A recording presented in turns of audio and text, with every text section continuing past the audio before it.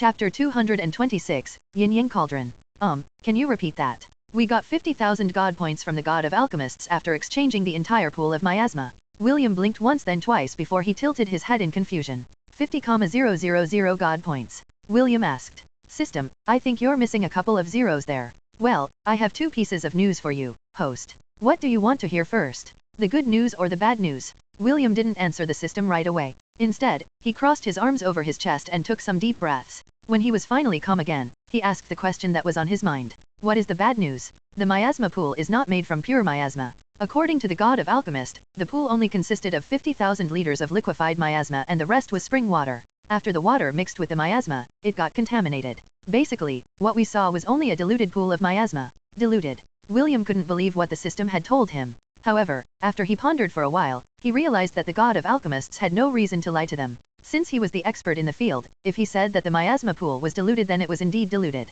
Oh well, 50,000 god points is still good, William sighed. Although 50,000 and 5 million were miles apart, he was still able to accept the outcome since he got it for free. Then, what is the good news? The good news is that we are the first ones to deliver one of the items on the alchemist's list. In return for our fast response to his commission, he sent us a freebie. A meter-wide golden cauldron appeared in front of William. The cauldron had a unique design on it that reminded him of those antiques that were being sold in second-hand stores that he had visited in the past. It hovered in the air as if waiting for the boy to touch it. After confirming with the system that there was nothing wrong with the cauldron, William finally reached out his hand to touch it. The moment the cauldron was safely in his hands, a series of text messages appeared on his status page. Ding! Would you like to acquire the alchemist job class? Yes/no. I knew it, William thought as he appraised the cauldron in his hands. The cauldron's outer layer was plated in gold and embedded with runic letters. It felt warm to the touch as if it had just been recently placed over a fire. At the very base of the cauldron, the symbols of the yin and yang could be seen. Naturally, this yin and yang represented the identity of the cauldron which appeared on William's status page after he used his appraisal skill. Yin Yang Cauldron, Replica. Mythical rank artifact. This cauldron is a recreation of the very first cauldron that the alchemist god used when crafting his pills. Increase the chance of success of pill making by 50%. Has a 10% chance of creating random pills with every use. Warning, the effects of these pills are completely random. Use at your own risk. The source of this content N/O/V/L/N. Maximum pills that can be made inside the cauldron is 100. Can enlarge itself up to 3 meters wide. Special function, the cauldron can safely store any kind of material or ingredient no matter how dangerous or volatile it is. No fire, poison, or acid is strong enough to melt this cauldron. The god of alchemist treated this cauldron as his personal storage artifact whenever he visited the different planes to collect the ingredients he needed for his alchemy. This mythical artifact is now soul-bound to William von Ainsworth. Seeing the gift from the alchemist god, William remembered the cultivation novels that he had read when he was still on Earth. The alchemists were able to craft expensive pills that allowed cultivators to raise their ranks and break through their bottlenecks. There were many cultivators in the world of Hestia and most of them resided in sects like the Misty sect. Usually, each sect had their own Grand Master alchemist that catered to the needs of the entire sect. These alchemists were given VIP treatment and were often regarded as treasures of their respective factions. William chose yes and acquired the alchemist job class. Alchemist. A mixture of sugar, spice, and everything nice, unless they blow up in your face and kill you. That is the alchemist job class. Increase the chances of success of pill making by 10%. Acquired alchemical recipes, basic. Host has learned skill, unstable concoction. Unstable concoction. During pill making, the alchemist can forcefully make the pill creation unstable, turning it into a deadly weapon of mass destruction. Effect of the concoction may differ depending on the ingredients and materials used. William opened the page for the alchemical recipes, basic, and read its contents. Brick.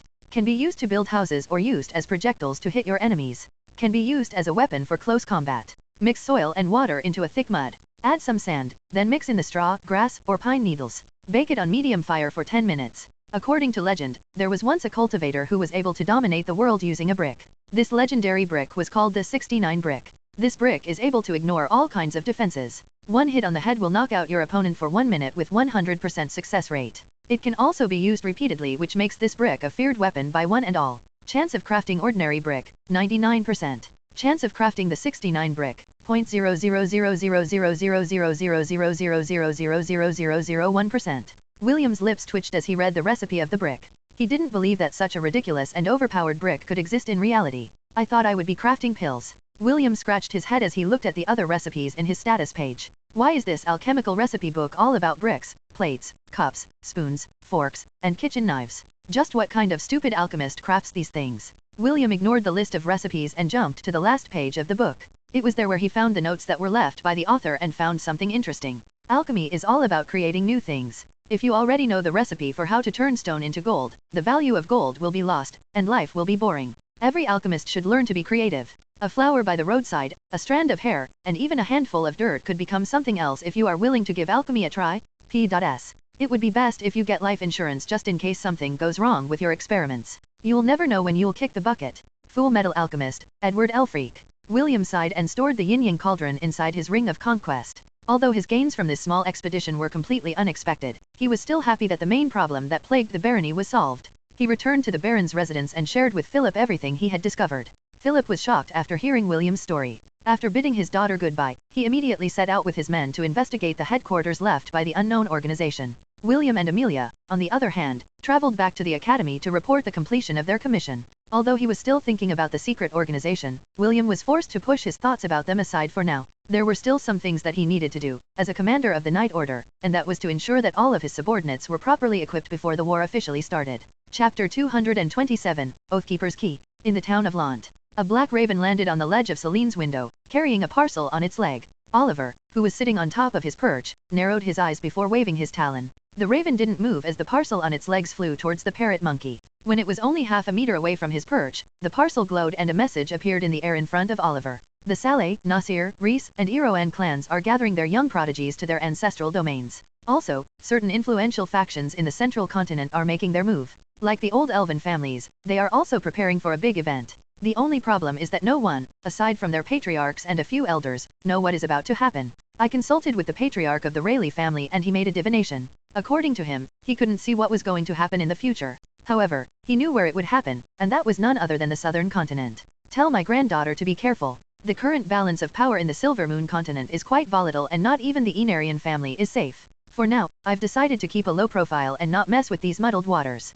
Oliver, keep my granddaughter safe and remember the vow that you made to me. I will hold you accountable if anything happens to Seoln. May the goddesses of the twin moons bestow their blessings upon the two of you. Oliver glanced at the raven and nodded his head. The raven nodded back and flew away. It had completed its mission, so it was now time to return to its master. The parrot monkey sighed as he sat on his perch. Soon, the sound of footsteps coming down the stairs reached his ears. Was that a letter from grandfather? Celine asked. Yes, mistress, Oliver replied. It has begun. Celine nodded her head and went out of the house to visit James. The two of them, and the veterans of Lant, needed to make preparations for the calamity that was about to befall the southern continent. Father, Lionel said with a serious expression. I was reading the ancient scrolls during my history lessons and came upon something interesting. It said that the first king of the Hellan kingdom always wore a necklace with a key attached to it. I'm very curious, what do you think that key is used for? Aside from the records saying that the first king treated it like a treasure, no other information about it can be found anywhere. Noah lowered the book in his hand as he glanced at his oldest son. Oh, I never thought you were someone that liked history.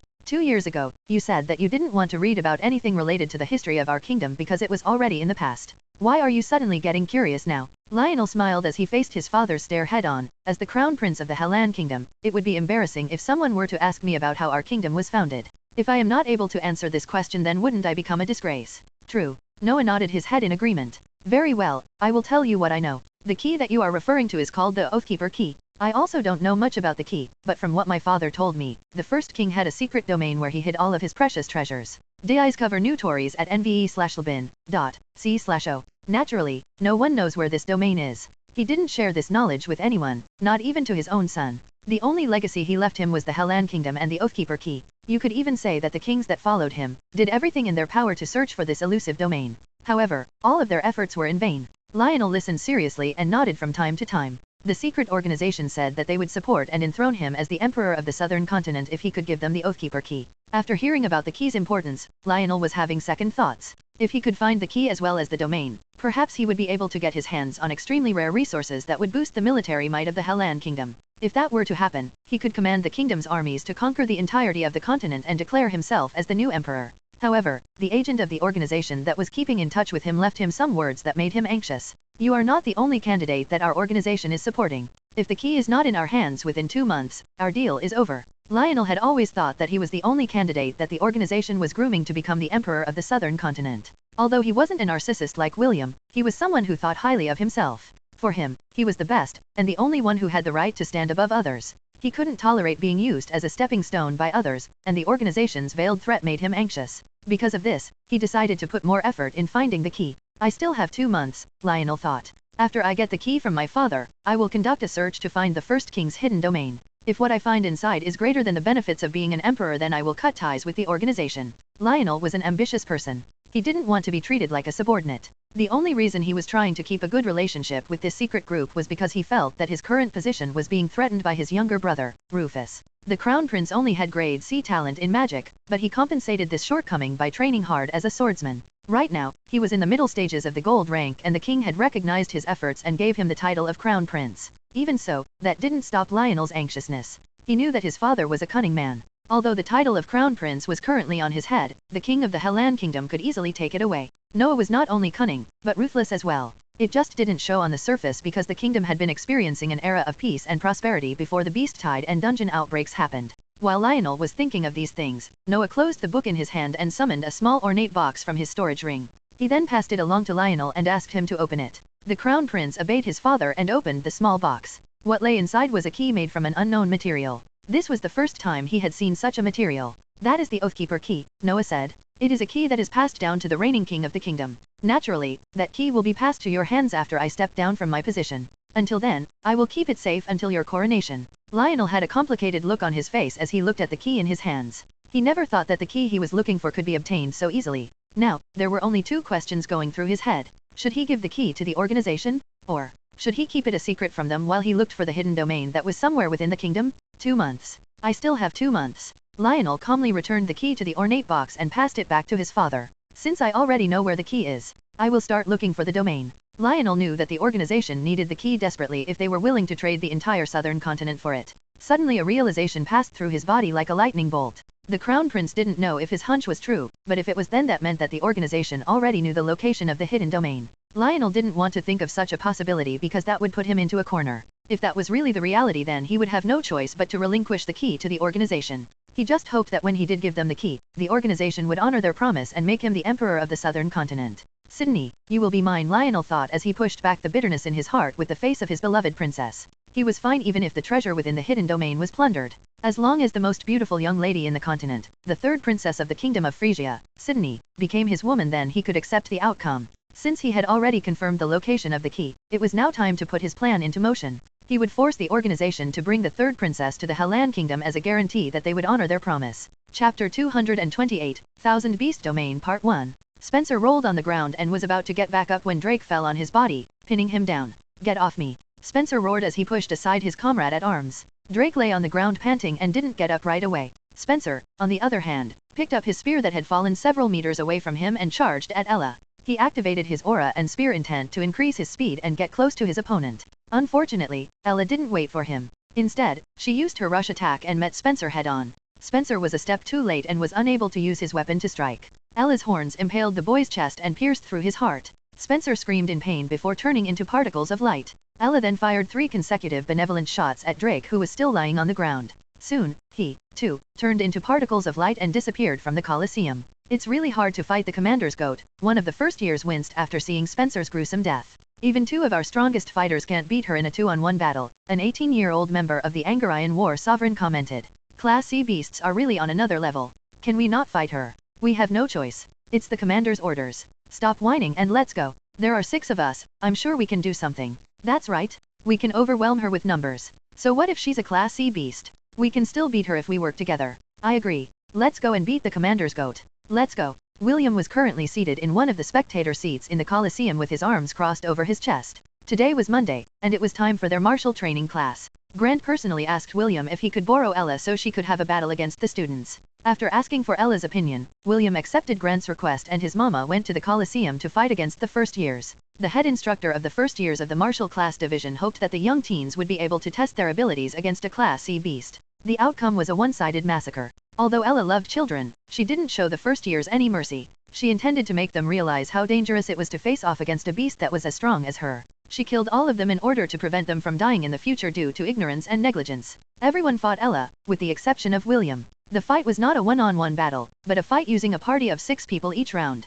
At most, all of the students' battle prowess were in the silver ranks, which was roughly equivalent to Class D beasts. The officers, namely, Priscilla, Kenneth, Conrad, Spencer, Drake, and Dave were just a step away from the gold rank, which was roughly equivalent to a Class C beast. Low. Even so, they still didn't win against Ella, who had gained a lot of fighting experience through life and death battles. For her, the children were just as strong as a hobgoblin leader. When the entirety of the first years had died under Ella's horns and hooves, Grant declared that their lesson for the day was over. All of the students stared at the Angarian war ibex with newfound admiration and respect. They even bowed to her at the end of the class as a thank you for giving them a painful experience. Ella gave them a brief nod before changing back to her fluffy goat form and returning to William's side. Good job, Mama, William said as he brushed Ella's back. Me, Ella replied happily because she felt that she had done a good job in teaching the children about the dangers of fighting against strong beasts. She hoped that this would be a painful lesson that would save their lives in the future. William and Ella headed straight to their dormitory room to check up on Dia, Thor, and Ragnar. The three little guardians were currently undergoing their second growth phase and had gone into hibernation.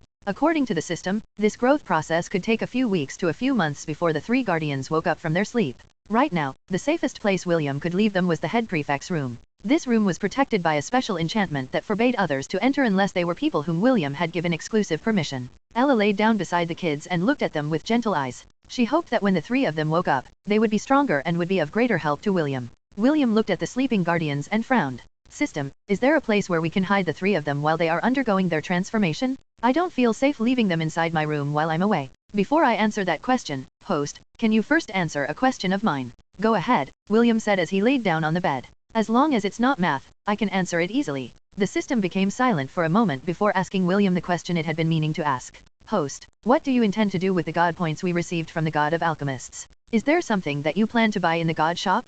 Actually, I also wanted to discuss this topic with you, William replied. I browsed the god shop yesterday and found some interesting weapons to buy. However, I can't decide what to get. Last time, you gave me a good recommendation with r18. If possible, I'd like to ask for another recommendation from you. Understood. Actually, I was hoping that the host still hadn't made up his mind on what to do with the god points. After calculating the host's possible future arrangements, I concluded that it would be best to not invest in any kind of weapon right now. The reasoning is simple. The host already has a few mythical grade artifacts that can be used to increase your offensive, defensive, and creative prowess. William nodded his head in agreement. So Lyle and the Yin-Yang Cauldron had indeed given him 2 job classes that he could tinker with for the time being. The Sun Knight required William to bathe in the sunlight to gain experience points. The Alchemist required William to craft items to gain mastery and gain skill points. With these 2 job classes in hand, adding a few more would only eat up more of William's precious time that he could use for other things. What do you suggest I do with the god points? Invest in domain creation. Domain creation. Instead of answering William's inquiry, the system opened up the god shop and showed William the domains that were being sold on the miscellaneous tab. 500 square meter domain equals 10,000 god points.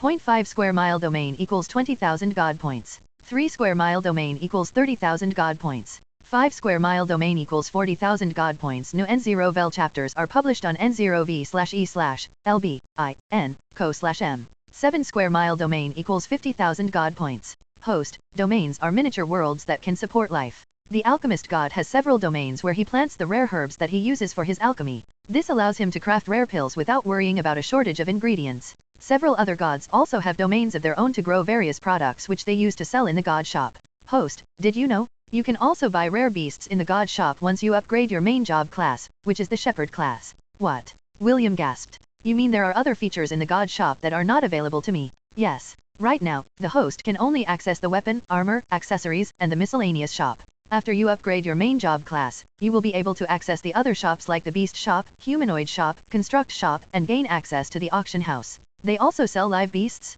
and humanoids. William frowned. I can understand why they sell beasts, but humanoids as well? Isn't that the same as selling slaves? Host, you have to understand that not all the gods are as good as the ones that support you. If there is light, there will also be darkness. The auction house is also a place where the followers of the gods can auction the items that they found in their own worlds. It is a way to gain god points which then can be used to purchase other items in the god shop. In time, the host will also be able to auction off your own items in the god shop, but for now, our priority is to have our own domain. I propose that the host use 30,000 god points to buy the 3 square mile domain from the god shop.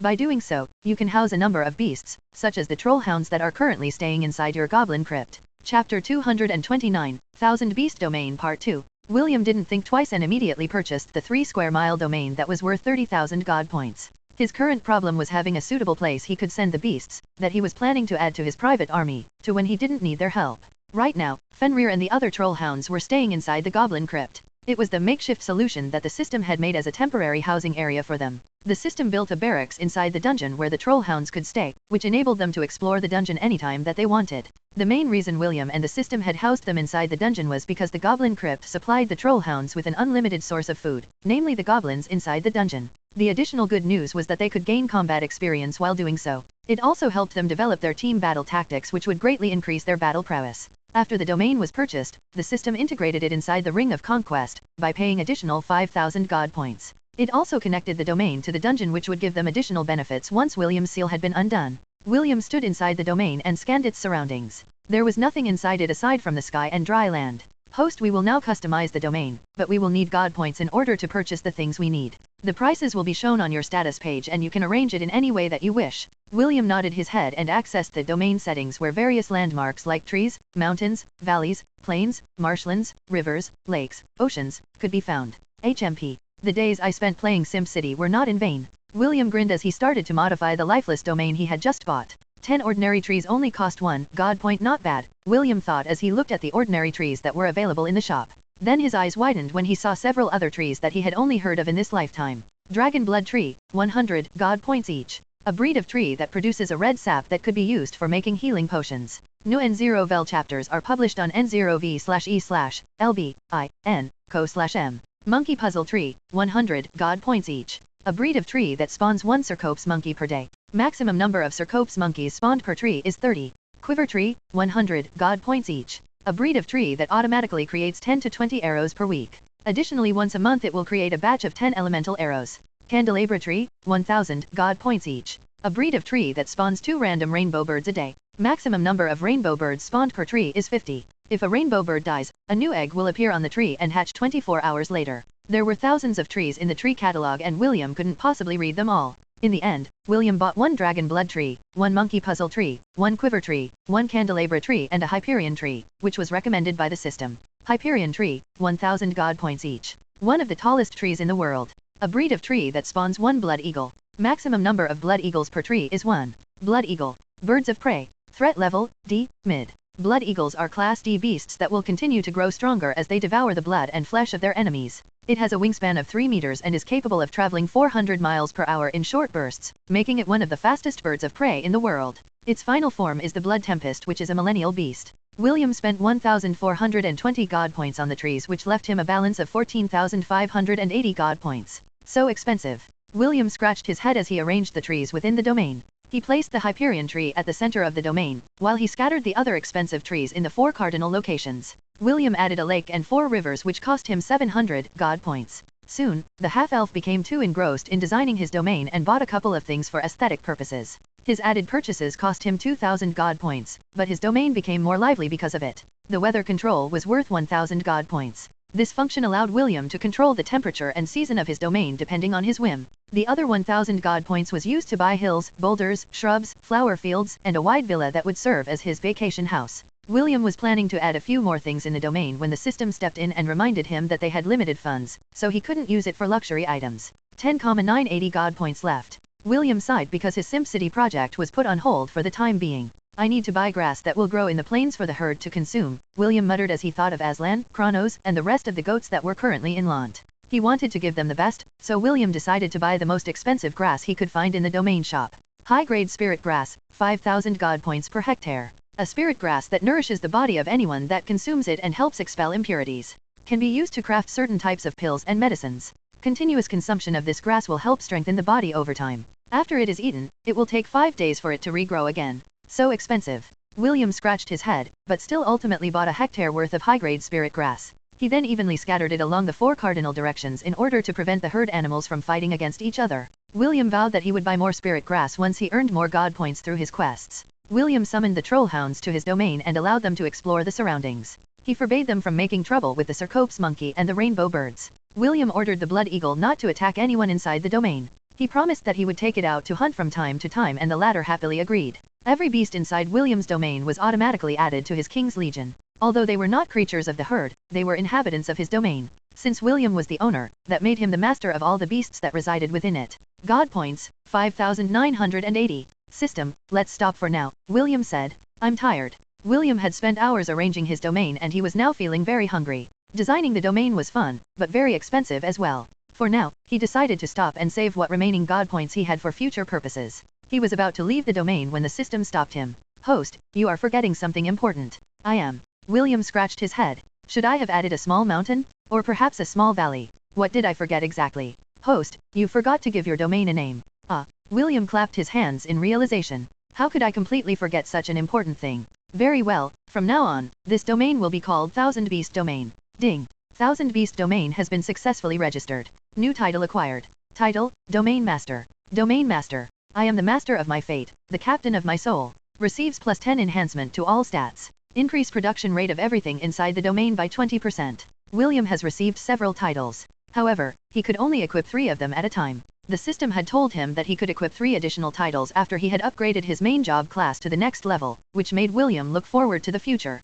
The current titles he had equipped were Giant Slayer, Wolf Slayer, Domain Master, Giant Slayer. The bigger they are, the harder they fall. Increase attack against giant race by 30%. Increase attack against monsters that are over 5 meters tall by 30%. Strength plus 5. Wolf Slayer. Time to save Little Red Riding Hood. Increase attack against wolf-type monsters by 50%. Strength plus 3. After making sure that everything was in order, William left the Thousand Beast domain and returned to the real world. Ironically, as soon as he appeared inside his room, he heard someone knocking on his door. Who is it? William asked. It is me, Kenneth, Kenneth answered. William hurriedly opened the door and saw his ex-roommate Kenneth with a worried look on his face. At first, Kenneth stayed with William inside the prefect room, but after the latter became the commander of the Angarian War Sovereign, Kenneth returned to their old dormitory room to give William some privacy. Although William didn't mind if Kenneth stayed with him, the delicate-looking boy insisted that they separate their living quarters. I came to find you an hour ago, but no one was answering when I knocked, Kenneth said. Do you want to have dinner together?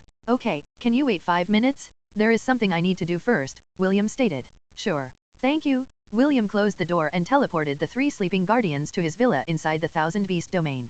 He had already prepared a room for the 3 of them to rest while he waited for them to wake up from their hibernation. The half-elf was finally able to breathe a sigh of relief after the 3 kids were safely tucked into their beds. Ella decided to stay with them instead of following William to the dining room. She had already eaten. She had tested the spirit grass that William had planted to make sure that it was safe for consumption, and she was very satisfied with it. 5 minutes later, William and Kenneth headed to the dining hall together. The latter looked at William suspiciously, but didn't say anything else. His mission was to observe the boy and not interfere with his private life. Whatever secrets William had, Kenneth had no intention of prying into them. Deep inside, he was feeling guilty, so he did his job half-heartedly. The thought of William getting hurt because of his mission was something he didn't want to have happen. This was why he didn't report everything about William and kept some of his secrets to himself. He hoped that when they parted ways, William would still treat him as a friend, instead of a traitor who spied on him behind his back. Chapter 230, Est's and William's Bet. The prince is asking for a meeting, my lord. He said that he wanted to ask you something very important, the black-robed man reported to his lord.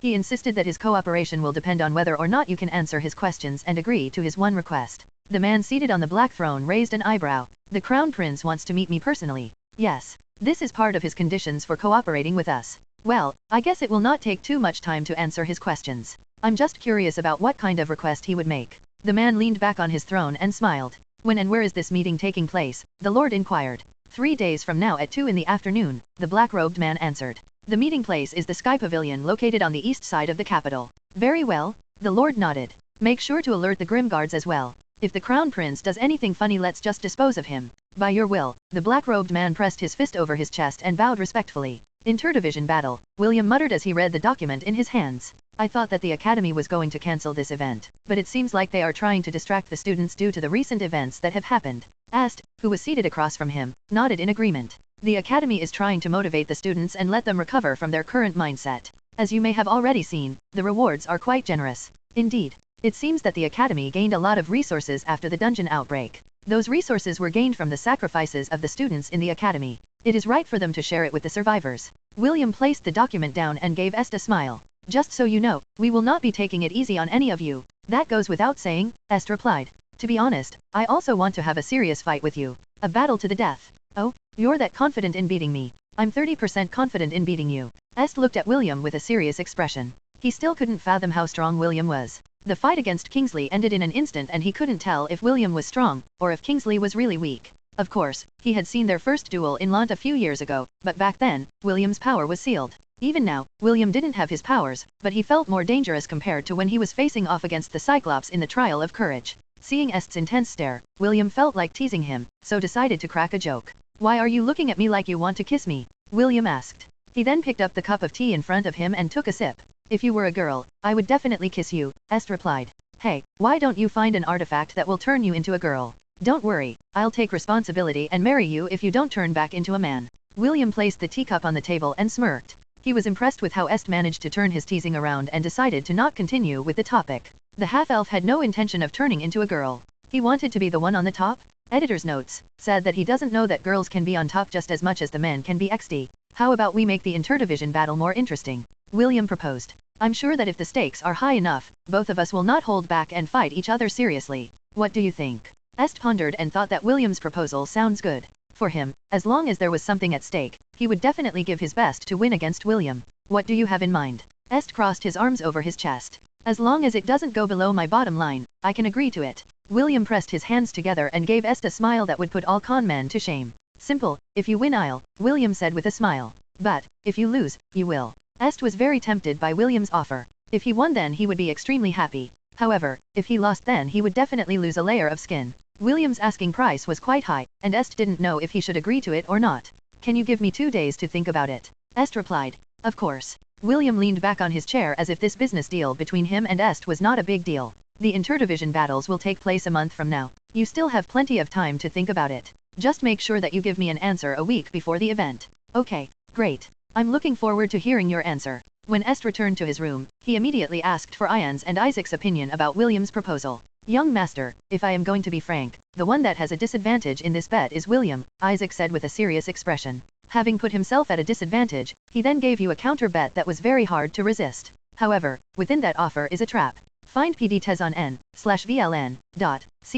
Isaac looked straight into Est's eyes as he continued his explanation. Knowing William, he wouldn't make a bet like this if he wasn't assured of his victory. This means that he is very confident in his ability to beat the young master. "I agree," Ian nodded his head. "Although William may act like a fool from time to time, his strength is the real deal. Also, I've been having this feeling that he is far stronger than what we see on the surface. This bet is too dangerous, young master." Est sighed because he had the same feeling as well. However, William's offer was simply too hard to resist. Even if his logical mind rejected it, his heart wanted it so badly. "He gave me until a week before the interdivision battle starts, so I'll think this through before then," Est commented. "Still he is very sly." Ian shook his head. "Such an offer is simply too hard to resist, which makes it equally dangerous." Isaac sighed. "Frankly, I'd rather fight a terror hand again than fight William in a one-on-one battle. I don't have the confidence to beat him." The three boys all nodded their heads simultaneously. When they first met William he was just a simple shepherd in their eyes. They had no idea that a simple shepherd like him would be able to become a knight commander a few months after they were reunited. Chapter 231, Sweeter Than Candy. "Will, where is Thor?" Wendy asked. "I haven't seen him for a few days. Is he alright?" After classes, Wendy visited William and inquired about Thor's whereabouts. It had been 3 days since she last saw the puppy and she was feeling anxious. "He's safe," William replied. "He's just undergoing a growth phase, and now is a crucial time. In order to prevent anyone from disturbing him, I decided to put him in a safe place along with Dia and Ragnar." "I see." Wendy was disappointed because she had really gotten close to Thor. The puppy would accompany her everywhere to the point that they even bathed together. Seeing her disappointment, William couldn't help but smile in his heart. Wendy was a straightforward person and her expression told him just how important Thor was in her life. "Don't worry, as soon as he finishes his growth phase, I will immediately bring him to you." "Really?" "Yes." William nodded. "I promise. I'll take your word for it." Wendy smiled a bit before sitting down beside William. They finished their training an hour ago and Wendy visited William after she had taken a bath. The smell of scented soap tickled William's nose as the beautiful girl gave him a hug. The two teenagers' relationship had grown closer and Wendy was not the type of person to hide her feelings when the two of them were in private. William patted her hair and closed his eyes. It was impossible not to feel anything when someone was openly showing their love to him through their actions. "If the two of us meet in the interdivision battles, take it easy on me," Wendy said as she rested her head on William's shoulder. "You're not allowed to hurt me." "Fine," William replied. "I will just push you out of the arena." "HMP? Try it if you can. You think that I'm easy to bully. Others can't bully you, but I can." Wendy pouted and lightly pounded on William's chest with her closed fists. William chuckled and grabbed her hand. He then placed it over his chest and kissed Wendy's forehead. "Be good," William ordered. "If you're too naughty, I will have to punish you." "And how will you punish me?" Wendy looked up on William with upturned eyes. "What kind of punishment will the great commander give to this helpless damsel?" William whispered something in Wendy's ear and the latter immediately blushed after hearing William's words. She pounded his chest again, while William didn't do anything to stop her this time around. Wendy's pounding lacked strength. Instead of feeling pain, William felt a ticklish sensation instead. Find PDTes on n/VLN.cm. Aside from his master, Celine, and his big sister, Leah, William didn't have any close girlfriends. This was why having Wendy around made him feel as if he had returned to Earth. Back to the time when he would look at Belle standing in the distance and bury his blooming love deep inside his heart. Since William could understand the feeling of loving someone one-sidedly, he didn't reject Wendy's advances and allowed her to do as she pleased. This in turn made William's heart, that had once become cold, start to open up to the idea of having a serious relationship with someone. A few minutes later, Wendy took a candy pouch out of her storage ring and started to eat. Her big sister, Charlotte, had given her another batch of candies last night, which made her very happy. William, on the other hand, was currently reading the document that had been given to him in their officers' meeting a few hours ago. It was the rules for the interdivision battles, and William decided to memorize them and see if there were any loopholes that he could abuse. The martial division was always at a disadvantage when fighting against the magic and spirit divisions. Although William was confident that this year would be different, he still read the rules to see if he could add more odds to their chances of winning. While he was deep in thought, a slender hand pressed something over his lip. William unconsciously took it inside his mouth and immediately tasted something sweet. A candy. William thought. Not bad. This tastes good. William was about to ask Wendy for another one when a series of notifications appeared on his status screen. Ding. A low-level suggestion spell is trying to invade the host sea of consciousness. Defensive actions initiated. Low-level suggestion spell has been successfully neutralized. William's eyes widened in shock and immediately asked the system to investigate the source of the low-level spell that tried to infiltrate his sea of consciousness. Analyzing spell. Successful. Spell name, Embrace of the Mindweaver. Embrace of the Mindweaver. A spell that is used to plant a powerful suggestion inside a person's sea of consciousness. This spell is very effective against those who have no resistance against magic. This spell invades and slowly corrupts the sea of consciousness from within, which allows the one that cast the spell to give their victim suggestions. This suggestion will make the victim think that it was their own idea and carry it out accordingly. Depending on how strong the victim's willpower is, some suggestions can be resisted. The more this spell invades the person's sea of consciousness, the lesser the chance the victim will resist the caster's orders. William took a deep breath as he tried to hold back the anger that was rising from his chest. He had unconsciously clenched his fists while reading the information about the spell that had tried to invade his sea of consciousness. Is it good? Wendy asked. My big sister from the magic division gave this to me. Do you want more? Yes, please, William replied as he unclenched his fists. How about you give me all of the candy in your possession? But, my big sister Charlotte gave these to me. Wendy hid the pouch of candy behind her back. I was not supposed to share them with anyone, but since you're special to me, I gave you one. William stood from his seat and walked towards Wendy. The system urged him to get more samples, so that it could analyze how the spell had been enchanted onto a piece of candy. Don't worry, I will give you something else in return, William said as he hugged Wendy. This time around, his hug was more firm as if not wanting her to run away from him. Wendy could feel that something was wrong with William, but she couldn't put her finger on what it was. All she knew was that the current William was looking at her with a worried gaze and the arms holding her made her feel safe. I'll give this to you if you give me a kiss, how about it? Wendy teased as she shook the pouch in front of William. She had teased William many times in the past, but none of them had worked. The blonde beauty thought that the one she liked would back off after she gave her condition. Okay, William replied. He then used his left hand to raise Wendy's chin and kissed her lips. Wendy's eyes widened when William actually agreed to her request. When William's soft lips pressed against her, she felt a surge of electricity pass through her body. Soon, her eyes closed, as she wrapped her arms around William's back. When their lips separated, Wendy sighed in contentment because this was the first kiss she had ever received on the lips. She had always thought that her first kiss would be very romantic. However, the blonde beauty didn't expect that her first kiss would be taken from her in exchange for a pouch of candies. That was my first kiss, Wendy said with a slightly higher voice. Clearly, she still hadn't recovered from the effect of William's kiss. It was my first kiss as well, William stuttered. At least, this was my first kiss in this lifetime. One more, Wendy pleaded. Okay, William agreed. This time, the kiss was not only long, but sweet as well. When it was over, Wendy rested her head on William's chest. Her face was beet red, but there was a sweet smile on her face. On that day, she affirmed that William's kiss was far sweeter than any candy she had tasted in her lifetime. Chapter 231, Sweeter Than Candy. Will, where is Thor? Wendy asked. I haven't seen him for a few days. Is he alright? After classes, Wendy visited William and inquired about Thor's whereabouts. It had been 3 days since she last saw the puppy and she was feeling anxious. He's safe, William replied.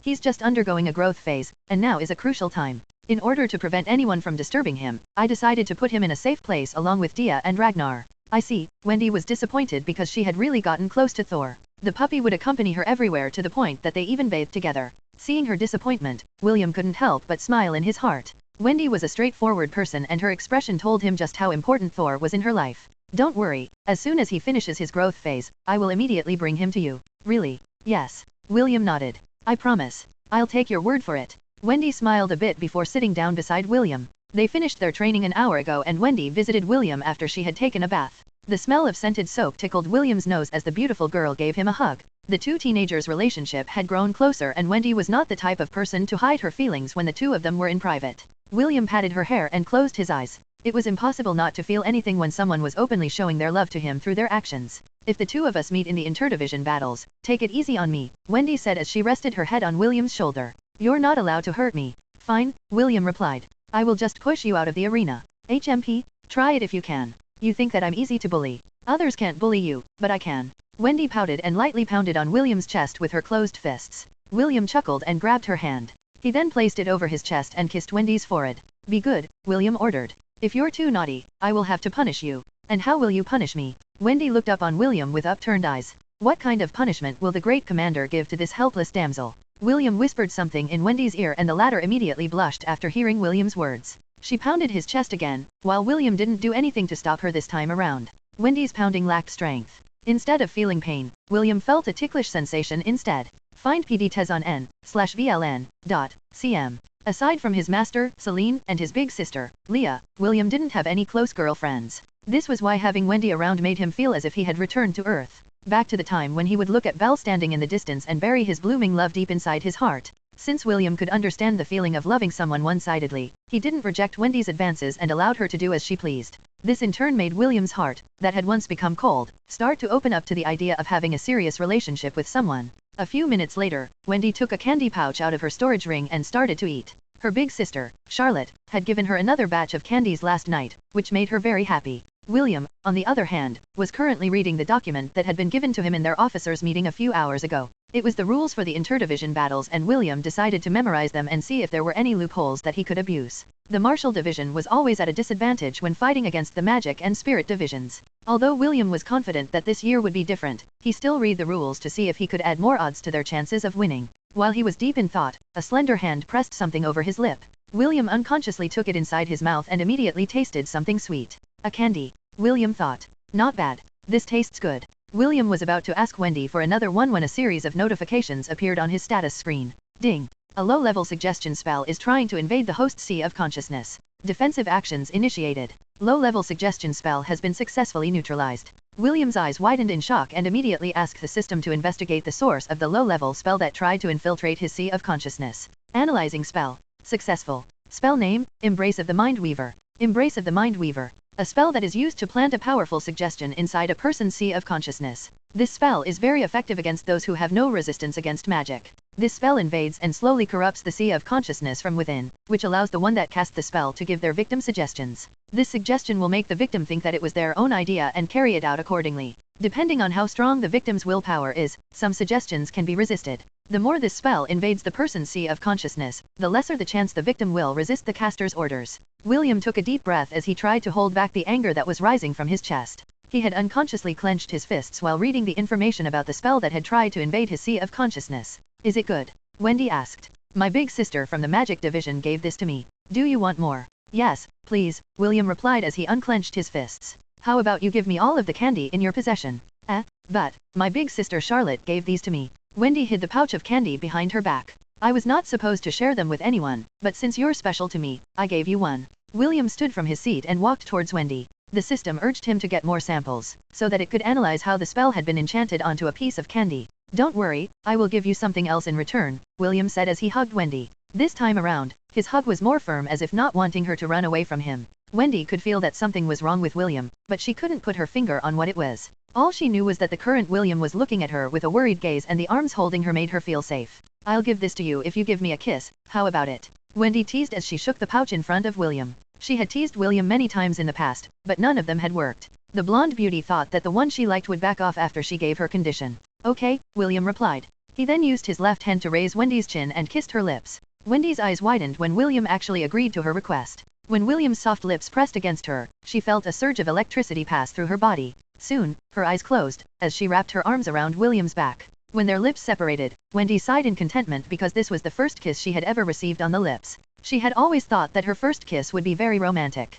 However, the blonde beauty didn't expect that her first kiss would be taken from her in exchange for a pouch of candies. That was my first kiss, Wendy said with a slightly higher voice. Clearly, she still hadn't recovered from the effect of William's kiss. It was my first kiss as well, William stuttered. At least, this was my first kiss in this lifetime. One more, Wendy pleaded. Okay, William agreed. This time, the kiss was not only long, but sweet as well. When it was over, Wendy rested her head on William's chest. Her face was beet red, but there was a sweet smile on her face. On that day, she affirmed that William's kiss was far sweeter than any candy she had tasted in her lifetime. Chapter 232, Change of Plans. Inside William's room, the sound of steady breathing could be heard. Wendy's head was currently lying on Wilam's lap, while the latter gently brushed her hair. She had fallen asleep about half an hour ago and the half-elf was keeping watch over her. How is she? William asked. She has ingested a good amount of candies. Fortunately, she's also a mage, so her resistance slowed the invasion of her sea of consciousness. However, if she were to ingest more candies, the suggestion spell inside of her will strengthen to the point where the caster will be able to control her thoughts and emotions to a certain extent. The suggestion spell isn't as powerful as the charm spell, right? No, but there is still a risk that the victim wouldn't know that the thoughts inside their head were not their own, but of the caster who has placed the spell inside their body. According to my estimate, the progression of the spell inside Wendy's body is at 25%. 25%, William thought as she gazed down at the sleeping beauty on his lap. He was now faced with a difficult situation. The first choice was to cure Wendy completely and start his investigation on the matter. The second was to investigate this incident while Wendy continued to consume candy and accumulate the spell inside of her. The first choice was the ideal one, but it would also alert the mastermind that someone had tinkered with their spell. This in turn would alarm them and would give them the opportunity to hide safely in the shadows. Up to date DFRM no/V/E/LB/I-N.C/O/M. Once this happened, William would have a hard time finding the culprit and the hidden danger would still be there. The second option was more risky because it would endanger Wendy's safety. The more candy she ate, the more the caster's spell would accumulate until it reached a point where he could subtly order Wendy to do things, while the latter thought that it was the right thing to do. System, do you have any suggestions? William asked as he continued to brush Wendy's hair. If possible, he didn't want to endanger this girl who loved him so much. I will leave the decision to you, host. William sighed internally. He knew what he had to do, but it still hurt him to do it. He felt bitter. He felt like scum. He felt that he was no different from the nobles who used people as their chess pieces in order to gain more profit for them. After thinking long and hard, William came to a decision. System, I want you to put a special tracker on Wendy. Place all the add-ons in it. See what she sees, hear what she hears. Also, monitor her emotional wavelengths. At the first sign of danger, alert me right away and we will go to rescue her immediately. That will be 1,500 God points all in all and it will last for 2 months. Are you sure of your decision, host? Yes/no. Do it, William replied without batting an eye. For him, Wendy was more important than God points. Special tracker successfully implanted. Host, I have a suggestion. What is it? I can attach a special tracker to Wendy so that we can also put a tracker on the person that gives her the candy. I heard earlier that she mentioned a big sister Charlotte. Perhaps this person is connected to the mastermind pulling the strings from behind. Or she could be another one of that bastard's victims, William commented. Very well, use the God points needed. I don't mind. Understood. Deducting 1,500 God points from the balance. God points remaining, 2,980. William held Wendy's hand firmly. He would do his best to protect her to the best of his abilities, but this was a gamble that he needed to take. The half-elf had a bad feeling that there was a bigger plot behind this incident. He hoped that he was wrong because if he was right then this didn't bode well for the students of the Hellan Royal Academy. Meanwhile, inside Carter's room, Carter was currently holding a communication crystal in his hand. He felt the familiar tug of his lord's magic which his superior often used to contact him if something important had come up. Master, I am here, Carter said respectfully as the communication crystal glowed red. Soon, an image of a handsome man with 2 small horns protruding out of his head appeared on the surface of the crystal. He was Carter's direct superior, and one of the generals of the Demon Lord, Zagarl Ranath. There is a change of plans, Zagarl said with a serious expression. I want you to massacre the students of the Hellan Academy. This must be done in less than 2 months. After your mission, immediately return to the Demon Continent and accept the rewards that the Demon Lord has promised you. Carter frowned when he heard that his mission had changed. His original mission was to corrupt the talented students inside the Royal Academy and bring them back to the Demon Continent to be used as studs and broodmares for the demon race. Now, his mission changed to a massacre. Carter didn't know why the general suddenly had a change of heart, but he was in no position to question his orders. Seeing the confusion on Carter's face, the general sighed and continued his explanations. Your original plan will still be carried out, but focus on bringing the girls to the Demon Continent, Zagarl stated. As for the boys, use them as cannon fodders while you make your escape. I have already sent additional resources to you and it will arrive 2 to 3 days from now. Use those ingredients to strengthen the effect of your candies by tenfold. That way, you will not have to wait for a full month before your spell takes hold of their minds. At most, you will only need a week or two to completely put them all under your thumb. Carter's expression immediately eased after hearing that additional resources would be sent to him, the lack of which had been the main problem he faced in wanting to make more candies in a short period of time. My liege, the Academy is going to have an interdivision battle a month from now, Carter reported. That is the perfect opportunity to conduct a massacre. How about we do it on that day? Good. Zagor pondered for a bit before nodding his head. I will also send some demons to aid you in transporting the girls back to the demon continent. I will allow you to pick 5 of the girls from the Academy for yourself. So, make sure to pick the best, understood? Thank you for your generosity, my liege, Carter bowed. He then pressed his fist over his chest. Glory to the demon race. Zagarl, too, pressed his fist over his chest as he gave his reply, glory to the demon race. Carter ended the call and carefully deposited the communication crystal back into his storage ring. He had things to take care of, so he left the room in haste. A few minutes after the professor left the room, a small black snake crawled out from under the bed. It then entered a small gap in the wall until it was safely out of the teacher's dormitory. It slithered through the grass until it arrived at a small warehouse used to store the Academy's tools and other supplies. A few seconds later, the snake transformed into a man wearing a hood. The man glanced in the direction of the teacher's dormitory once before turning into black mist. The chirping of a cicada echoed in the quiet afternoon. It was as if it was making a proclamation that the night would soon descend upon the lands of the southern continent. Chapter 233, A Talk with the Youngest Prince. Wendy was staring outside the window of her classroom. She would giggle from time to time, which made Est, and the rest of her classmates, look at her with amused expressions. The scene of William kissing her was still fresh in her mind and it was making her giddy from happiness. She had completely forgotten that she wasn't inside his room anymore and was inside their classroom instead. Ms. Armstrong, it seems that you are very happy today, Layla said with a smile that didn't reach her eyes. Why don't you share to the entire class the reason why you're giggling like a mandrake? Wendy absent-mindedly glanced at Layla and blurted out the words that were on her mind.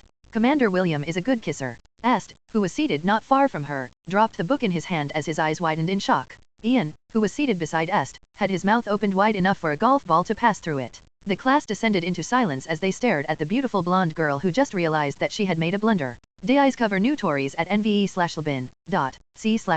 Wendy immediately covered her lips as her face turned as red as a ripe tomato. Oh. Layla raised an eyebrow. The new Knight Commander is a good kisser? Well, this certainly is a piece of good news for those who are infatuated with him. Now, Ms. Armstrong, why don't you turn your book of magic principles to page 69 and read the different magical reactions when elements collide. Wendy hurriedly opened her book and stood up from her seat. She then narrated the contents of the book to the class, while doing her best to keep her voice from stuttering. Her classmates started to giggle when they saw Wendy's panicked expression. Even so, there were 2 boys in the room who were not giggling. Instead, they were looking at Wendy as if she was a cheating cat that had stolen the cheese named William from their table. Mama, did you feel a sudden chill just now? William asked. I could have sworn that a cold wind just passed through me. Ella tilted her head to the side for a few seconds before resolutely shaking her head. The 2 were currently undertaking a topography lesson. Their instructor had asked them to create a map of the entire Marshall Division, and the first years were now loitering around the premises holding scrolls in their hands, to draw various landmarks and create a detailed map to the best of their abilities. In war, map making was an important skill. Even an impromptu one could allow them to navigate their surroundings. As William was hard at work, a small wren landed on his shoulder and began chirping. It was none other than the wren, Ethon, that William had brought back from the whimsical forest. He had given the small bird an important task and it was now giving its master a full report of its mission. Great job, William said as he gave the bird a strip of beef jerky. The bird happily ate the jerky before flying away. It was going to resume patrolling around the academy while looking for suspicious individuals on the prowl. Since William still didn't know who the puppeteer pulling the strings from the background was, he asked Ethon to keep a lookout on anything that seemed suspicious. He trusted the bird's knack of gathering information from its surroundings, like the time when it warned him of the wyverns in the whimsical forest. Wrens were very common in the world and most people would not think much of them if they happened to see one. This was the reason why Ethon was the perfect choice for the mission. Although William was the Knight Commander, he was still a student of the martial class. He was able to skip lessons using his authority, but he wanted to be a good role model to his subordinates. He wanted to teach them how to become humble, even if they were in a position of power. After William turned a corner, he caught sight of a young boy wandering around the premises.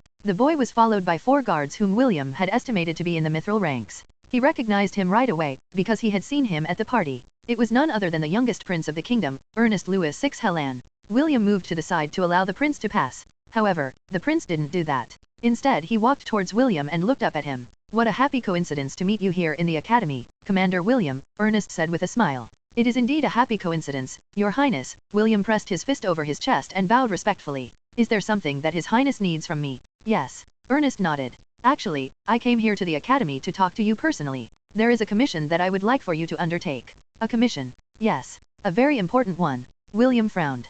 Currently he was in the process of finding the culprit behind the candies that were circulating around the academy. He really had no time to do a commission for the prince. However, since he was still a knight of the kingdom, he decided to at least listen to the prince first before deciding whether to accept his commission or not. Please, follow me to the commander's office, William replied. Whatever the prince wants to ask of me must be something very important. You wouldn't go out of your way to come here personally if it wasn't. Ernest didn't answer but only gave William a small smile. It was his way of acknowledging William's deductions. When the two arrived at William's office, the prince ordered his 4 guards to remain outside and guarded the door. Clearly, he didn't want them hearing his private talk with William. After the two were seated, the prince finally told him the reason why he came to see the commander of the Angarian war sovereign. You already know that our kingdom is preparing to fight against the 2 dynasties on our borders, Ernest explained. After making a detailed estimate of our kingdom's remaining forces, the king felt that we wouldn't have enough men to protect both fronts of the battlefield. William nodded his head. The king had a private talk with him before he left the party and told him that there was a possibility that the students of the academy would be mobilized once again to fight for their homeland on the front lines.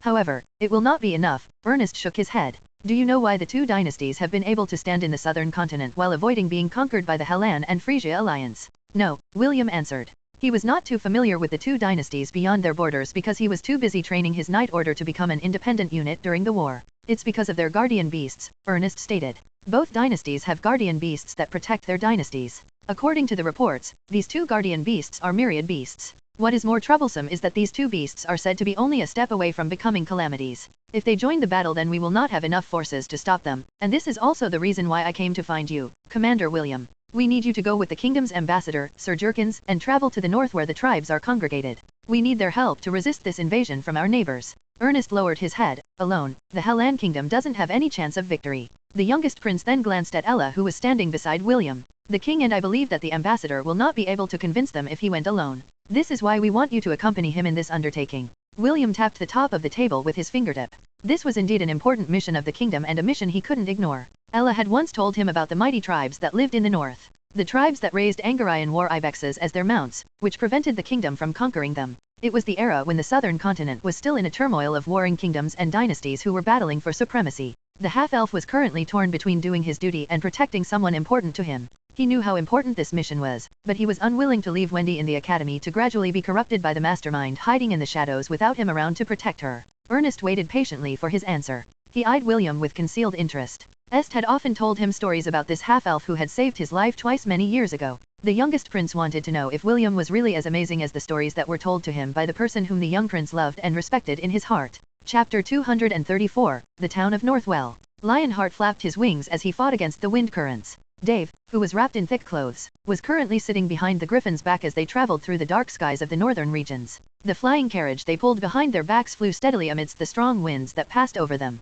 Flying alongside them was another griffin pulling a flying carriage that belonged to the foreign ambassador of the Hellan kingdom. These 2 carriages flew side by side throughout the night in order to arrive at their destination as soon as possible. Inside the carriage of the Angarian war sovereign, Wendy slept peacefully with her head resting on William's lap. She was covered with a warm blanket and a sweet smile hung on her lips. William, too, had his eyes closed. His right hand rested on the armchair of the couch, while his other hand rested on top of Wendy's hand, which was placed over her belly. The other members of the Angarian war sovereign were similarly resting on the comfortable couches inside the carriage. Flying carriages were built for long travels, so there was sufficient space inside to accommodate up to a dozen people. Ian looked at William and Wendy with an envious gaze. With a glance, he could tell that their relationship had grown closer and he was feeling bitter about it. It's not fair, Ian thought. We were the ones who saw him first. Ian covered his face with a blanket because he didn't want to look at the 2 that were making his heart ache with bitterness. He doesn't understand why he was feeling this way, but the thought of William being together with Wendy was making him feel sad.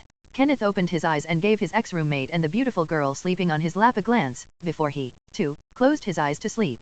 For him, it didn't matter who William ended up with. What was important to him was the boy's happiness. Up to date DFRM no/V/E/LB/I N.C/O/M. On this journey to the north, William brought his own knight squad with him. Wendy, Ian, Kenneth, Bruno, Brutus, Amelia, and Dave were the people he had chosen to accompany him on his mission. At first, he was planning to bring Priscilla or Spencer along, but rejected it after some careful consideration. Priscilla was his vice commander and she needed to be in the academy in case of an emergency. As for Spencer, he was Wendy's twin brother, so William wanted to bring him along at first. However, knowing the Siskin's overprotective tendency, he decided to kick him off his list. Since he had already accepted Wendy's feelings for him, having a third wheel was annoying. Of course, Spencer discovered that his sister was going to accompany William on his mission. Because of this, he decided to tag along as well. He tried to convince William to take him, but the half-elf refused firmly. The excuse William gave Spencer was that the interdivision battle was just around the corner and he had to train his subordinates properly in order to have a chance of winning. Naturally, Spencer didn't buy his BLLSHT, but he was powerless against the commander of a night order, so he grudgingly took a step back while cursing William inside his heart. On the second day after they left the academy, the group finally saw the famous mountains of the northern regions in the distance. I can't even see the peak of the mountain, Wendy muttered as she gazed at the towering mountain in the distance. White clouds shrouded the peak of the Kirinter Mountains and only the middle part of it could be seen. They were currently camping 10 miles away from the base of the mountain and having their breakfast. All of them were wearing winter clothes, because the temperature was very cold. William passed Wendy a cup of coffee before drinking his own. It was the biggest mountain that he had seen in both of his lifetimes. Although he didn't have the opportunity to see Mount Everest, the highest mountain on Earth, he had seen pictures of it in magazines and watched documentaries about it on television. For some reason, William felt that the Kirinter Mountain's height surpassed it by a good margin. As to how high that margin was, he couldn't really tell at this point in time. Take a good look at it, ladies and gentlemen, Sir Jerkins said as he made a gesture towards the mountain. This is the last frontier of the southern continent, and hailed as the unconquerable lands of the north, the Kirinter Mountains. The members of William's group had been briefed about the contents of their mission during their journey. Of course, the part about the war was not said in order to prevent any leakage in information. William only told them that the Hellan Kingdom had finally decided to form an official alliance with the northern tribe and their duty was to ensure that the proposed alliance would come into fruition. What are our chances of success, Sir Jerkins? Amelia asked. I've heard from my father that the northern tribes don't like to deal with the people in the kingdom. Amelia's father and the ambassador were good friends. Sir Jerkins would often come to visit them whenever he had time, so Amelia treated him as if he were her own uncle. Of course, she still called him Sir to show her respect for his position in the kingdom. Sir Jerkins' gaze softened as he looked at the young lady whom he treated like his own niece. He then smiled and spoke his honest take on the matter. Our chances of success are less than 10%, Jerkins admitted. This is why we should do our best this time around. I just pray that we came at a good time and that the chieftain is in a good mood. An hour later, they cleared their camp and resumed their journey. Their destination, the town of Northwell at the base of the mountain. It was one of the 3 towns that the tribes used to trade with the Hellan Kingdom. According to their agreement, teleport gates were not allowed to be erected in any town near the base of the Kirinter Mountains. This was to prevent any attempt at invasion from the Hellan Kingdom. When the 2 griffins landed near the gates of the town, the guard captain blew a horn to alert the mayor of their arrival. Sir Jerkins smiled wryly when he heard the horn because he was familiar with the sound it made. The tribes used different horns to pass their messages and the horn that the guard captain used was the horn to announce that pesky guests had arrived in their domain. Well, at least they didn't sound the horn of battle. Sir Jerkins shook his head helplessly as he ordered the griffin rider to stand his ground. He didn't want the first lookout of the tribes to have a bad impression of them, because if they somehow annoyed this particular mayor, forget about going to see the chieftain. They would immediately be barred from climbing the mountain. A sturdy man, who looked like a barbarian bred for war, walked out of the town's gate with a group of people behind his back. His name was Cadell Gunnar, the mayor of Northwell. He held the title the First Guardian because he was responsible for protecting the main town at the base of the mountain. Sir Jerkins, you're back again. Cadell snorted. His tone was laced with displeasure towards this bearded ambassador who always had a smile on his face. Sir Jerkins gave Cadell his trademark gentleman smile and nodded his head. It's been 2 years since my last visit. I hope you've aged well during that time, Lord Cadell. William and the rest of his order also disembarked from their carriage and stood behind Sir Jerkins. The red-headed boy wanted to know more about the mayor, and decided to let the ambassador do all the talking. Cadell scoffed and scanned the people that had arrived in his domain. He then gave Sir Jerkins an annoyed gaze and asked him the most important question. Why are you here? Cadell asked. He was a busy person and was preparing to meet with the great chieftain because of the ceremony that was about to take place. I came to meet with the great chief to pass along the message of our king, Jerkins replied. My king also asked me to personally deliver gifts to his excellency and wish him well. HOH? Gifts you say? Cadell sneered. So, are those kids the gifts you are talking about? Well, they're not half bad. Sir Jerkins chuckled and waved his hand. Lord Cadell, please, don't tease the children. They are here to assist me in my mission to see your great chieftain. Cadell clicked his tongue, but still nodded his head. He then signaled for his men to open the gates and allow their entry. Although they did their best to not show it on their faces, William and the rest were very curious to see what the towns in the northern tribes were like. They wanted to know how these indigenous people lived, and the secret of how they had retained their autonomy for hundreds of years. Chapter 234, The Town of Northwell. Lionheart flapped his wings as he fought against the wind currents. Dave, who was wrapped in thick clothes, was currently sitting behind the griffin's back as they traveled through the dark skies of the northern regions. The flying carriage they pulled behind their backs flew steadily amidst the strong winds that passed over them. Flying alongside them was another griffin pulling a flying carriage that belonged to the foreign ambassador of the Hellan Kingdom. These 2 carriages flew side by side throughout the night in order to arrive at their destination as soon as possible. Inside the carriage of the Angarayan war sovereign, Wendy slept peacefully with her head resting on William's lap. She was covered with a warm blanket and a sweet smile hung on her lips. William, too, had his eyes closed. His right hand rested on the armchair of the couch, while his other hand rested on top of Wendy's hand, which was placed over her belly.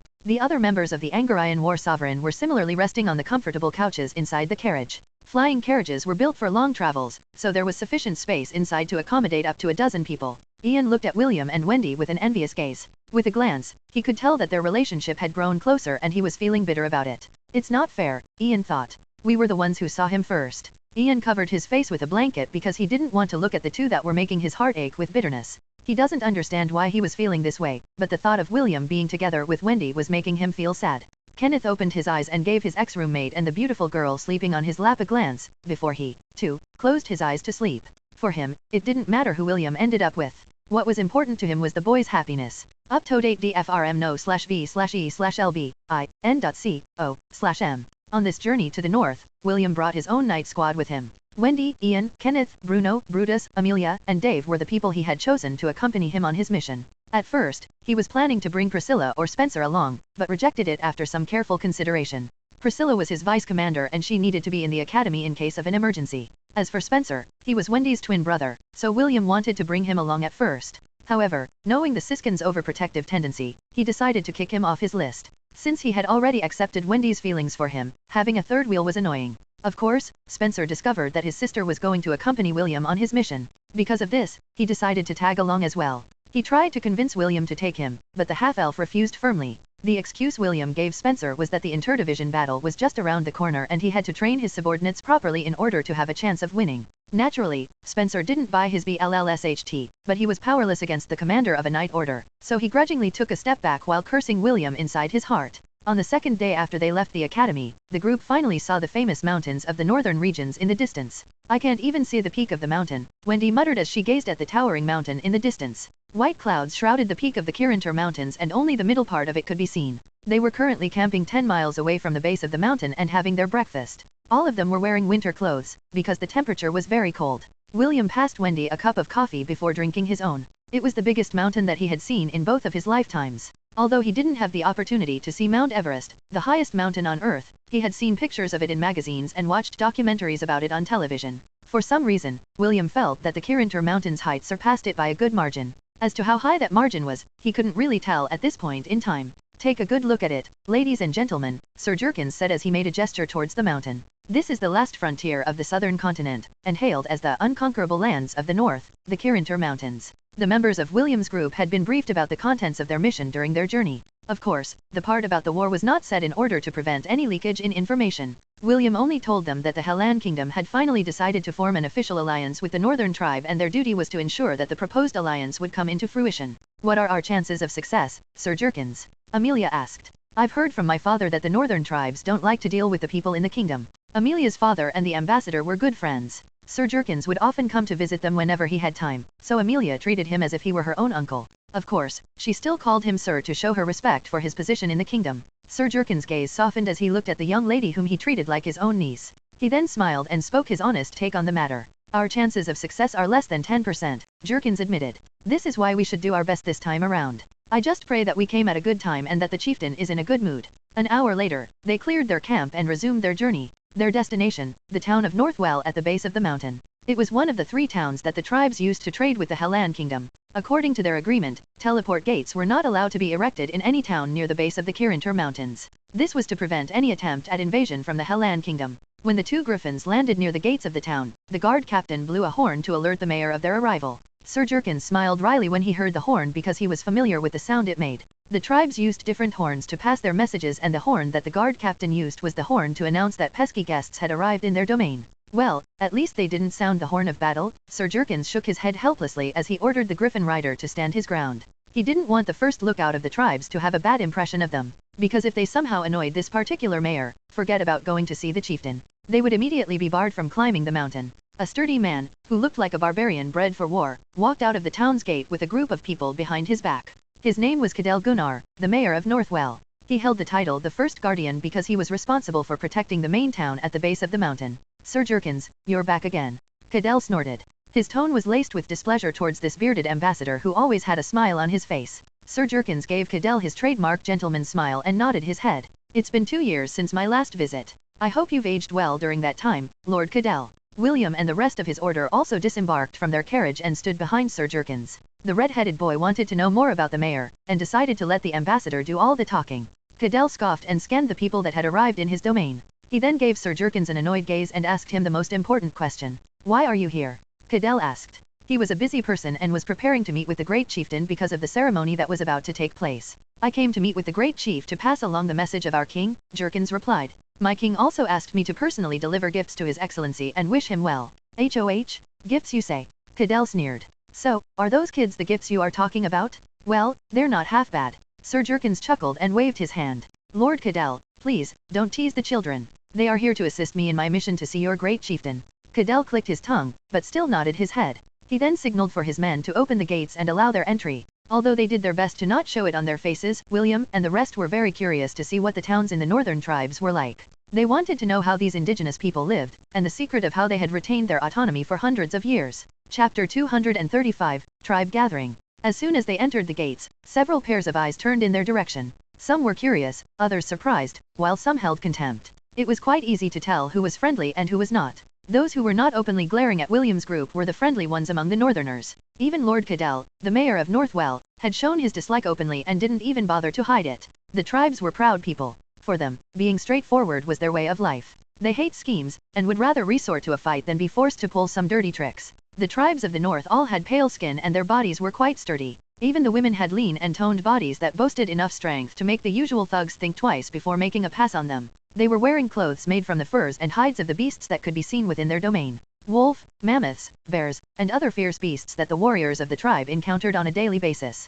Wendy and Amelia stood out from the group because both of them were beauties. The teenage boys who were of marriageable age whistled at them to show their appreciation. The two girls were not used to this kind of treatment because both of them were nobles. They had been protected by their families from any form of vulgarity that they were finding it hard to keep the calm expressions on their faces. Brutus and Bruno flanked Amelia on both sides, while William held Wendy's waist and pulled her closer to him. This was their way to tell the northerners that these two ladies were hands-off, but the young men of the tribes didn't seem to get their message. Aside from the town wall, there were very few solid structures in the town of Northwell. The majority of the residents here lived inside tents made from mammoth hide. It was not only Wendy and Amelia whom the residents were paying attention to. They were quite surprised to see a fluffy Angarayan goat, with a coat as white as snow, walking beside William. Here in the north, only warriors were allowed to rear goats. With a glance, the people could tell that the goat was well taken care of, which raised their impressions of the red-headed boy standing beside it. Find PD Tez on n/VLN.cm.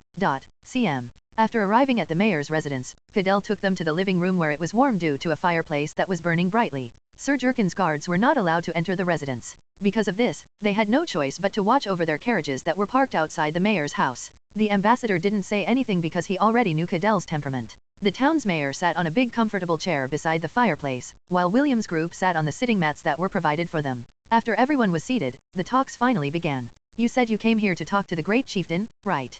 Cadell asked. Are you planning to form an alliance with us so we can become your cannon fodders to fight your enemies? Sir Jerkins smiled when he heard Cadell's inquiry. His face showed a calmness that befitted his position as a foreign ambassador. However, deep inside, he was shocked that Cadell had known the purpose of their visit. This was a highly confidential matter and the people that knew about this mission were only a handful of people. Sir Jerkins was sure that none of these people would betray the kingdom, so there was only one possibility. They managed to get here first, Jerkins thought. We may be a step too late. It only took the foreign ambassador a brief moment to organize his thoughts due to the many years of experience in handling political negotiation with foreign factions. Cannon fodders? Nonsense, Jerkins firmly shook his head in a righteous manner. The Hellan Kingdom and the northern tribes have kept a good relationship for over hundreds of years. We have already had a few exchanges in the past to promote the strong bonds between our people. 2 years ago, your great chieftain even said that he would seriously consider forming an alliance with the kingdom. You were there when the great chief and I talked, remember?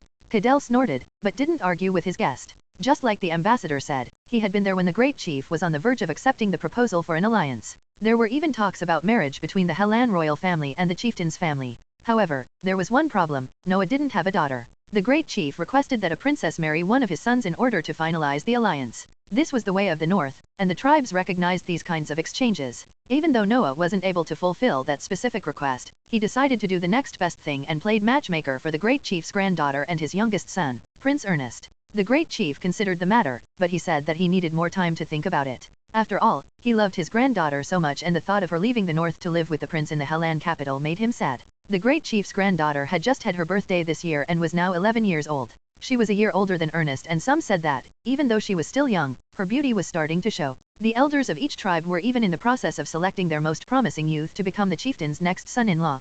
Cadell was even thinking of sending his youngest son, who was only 9 years old this year, to become one of the groom candidates for the great chief's granddaughter. That was how fierce the competition was, and everyone was hell-bent on taking the initiative to win her good graces. The tribes will have a gathering 5 days from now, Cadell announced. The second eldest son of the chief is looking for a bride. Because of this, the tribes will have a gathering at the third peak of chivalry. I will be departing tomorrow, so you can come with me, but flying carriages are not allowed. Cadell had a gloating look on his face as he scanned the faces that were looking at him. We also don't have any available mounts for any of you to use. If you like, you can walk your way up the peak. However, by then, the gathering will already be over. Jerkins frowned. The only means of transport used in the north were the war ibexes, mammoths, sledge dogs, and llamas. They didn't allow any flying creatures to fly towards the peaks. Those who dared to do so would be shot down immediately. The only exception to this rule were the warriors of the tribe that had gained permission from the oracle that lived on the first peak of divinity. Can't you spare us a few mounts? I brought gifts from the capital. I'm sure that the great chief will love them, Jerkins negotiated. These gifts would also be a good present for the second warrior of the tribe. A/N, the eldest son of the great chief is called first warrior. The second son is called second warrior, so on, and so forth. Cadell frowned, but what Jerkins said was reasonable. However, he wouldn't allow all of them to climb the third peak with him, so he intentionally made things difficult for the ambassador and his entourage. I will provide only one llama for your group, Cadell said as he looked at Jerkins. And you will be the only one riding it. As for the rest, they can walk. Cadell was firm in his decision, and was even laughing internally. He really didn't like the representatives from the Halan Kingdom and looked down on their attempts to form an alliance with their tribe. I'm looking forward to seeing the expression on Jerkins' face once he realizes that he's not the only special guest that will be attending our tribe gathering, Cadell sneered internally. The mayor of Northwell felt that this was the perfect opportunity for the northern tribes to head south. Not to form an alliance, but to expand their domain and conquer the rich and fertile lands of the Halan Kingdom. Chapter 236, The two of you will become my fiancé. William and the others returned to their carriages because they didn't want to experience Cadell's hospitality. Only Jerkins remained inside the mayor's residence because there were still a few things he had to consult with Cadell about in regards to the tribe gathering that would be happening a few days from now. Inside the carriage of the Angarayan War Sovereign, William was having a meeting with his members and discussing their next course of action. Wendy, Amelia, I am going to give the two of you an important mission, William said with a serious expression. From now on, until we return to the Halan Kingdom, the two of you will be my fiancés. Okay. Wendy easily agreed to William's request because she trusted him completely. As for Amelia, William's order was too sudden and too ridiculous, which made her unable to give a proper reply. William smiled at Wendy before looking at the bewildered Amelia, who was looking at him in an anxious manner. Listen, we are going to a gathering where the second son of the great chief will be choosing his brides, William explained. Do you know, 99% of the time, the antagonist will always flirt with the female leads because they are beautiful or they fall in love at first sight upon seeing them. I still don't understand. What does that have to do with me becoming the commander's fiancé? Amelia asked back. The reason is simple. If we are going to follow the standard script of light novels, Wendy and you will become the prime bride candidates of the second son of the great chief if the script has to be followed, William answered. I am very sure of it. Then, I will have no choice but to fight with him in a duel in order to prevent the two of you from becoming his lovers. Amelia blinked her eyes once then twice before reluctantly nodding her head. Although she still didn't fully understand William's words, she couldn't deny the possibility of being targeted by the second son of the great tribal chief of the northern tribes. Ian was frowning, but didn't interject his thoughts into the conversation. He also understood William's logic, and it would give the two girls added protection if they were to go and meet the ruler of the Kirintur Mountains. I understand, Amelia replied weakly. But, I'm not very good at acting. It's fine. All you need to do is, William gently held Wendy's shoulder and pulled him closer to him. Stick to me whenever there is an opportunity. Like this? As if helping William show the right way of showing affection, Wendy hugged William's body and rested her head on his chest. Her eyes were closed and there was a sweet smile on her face.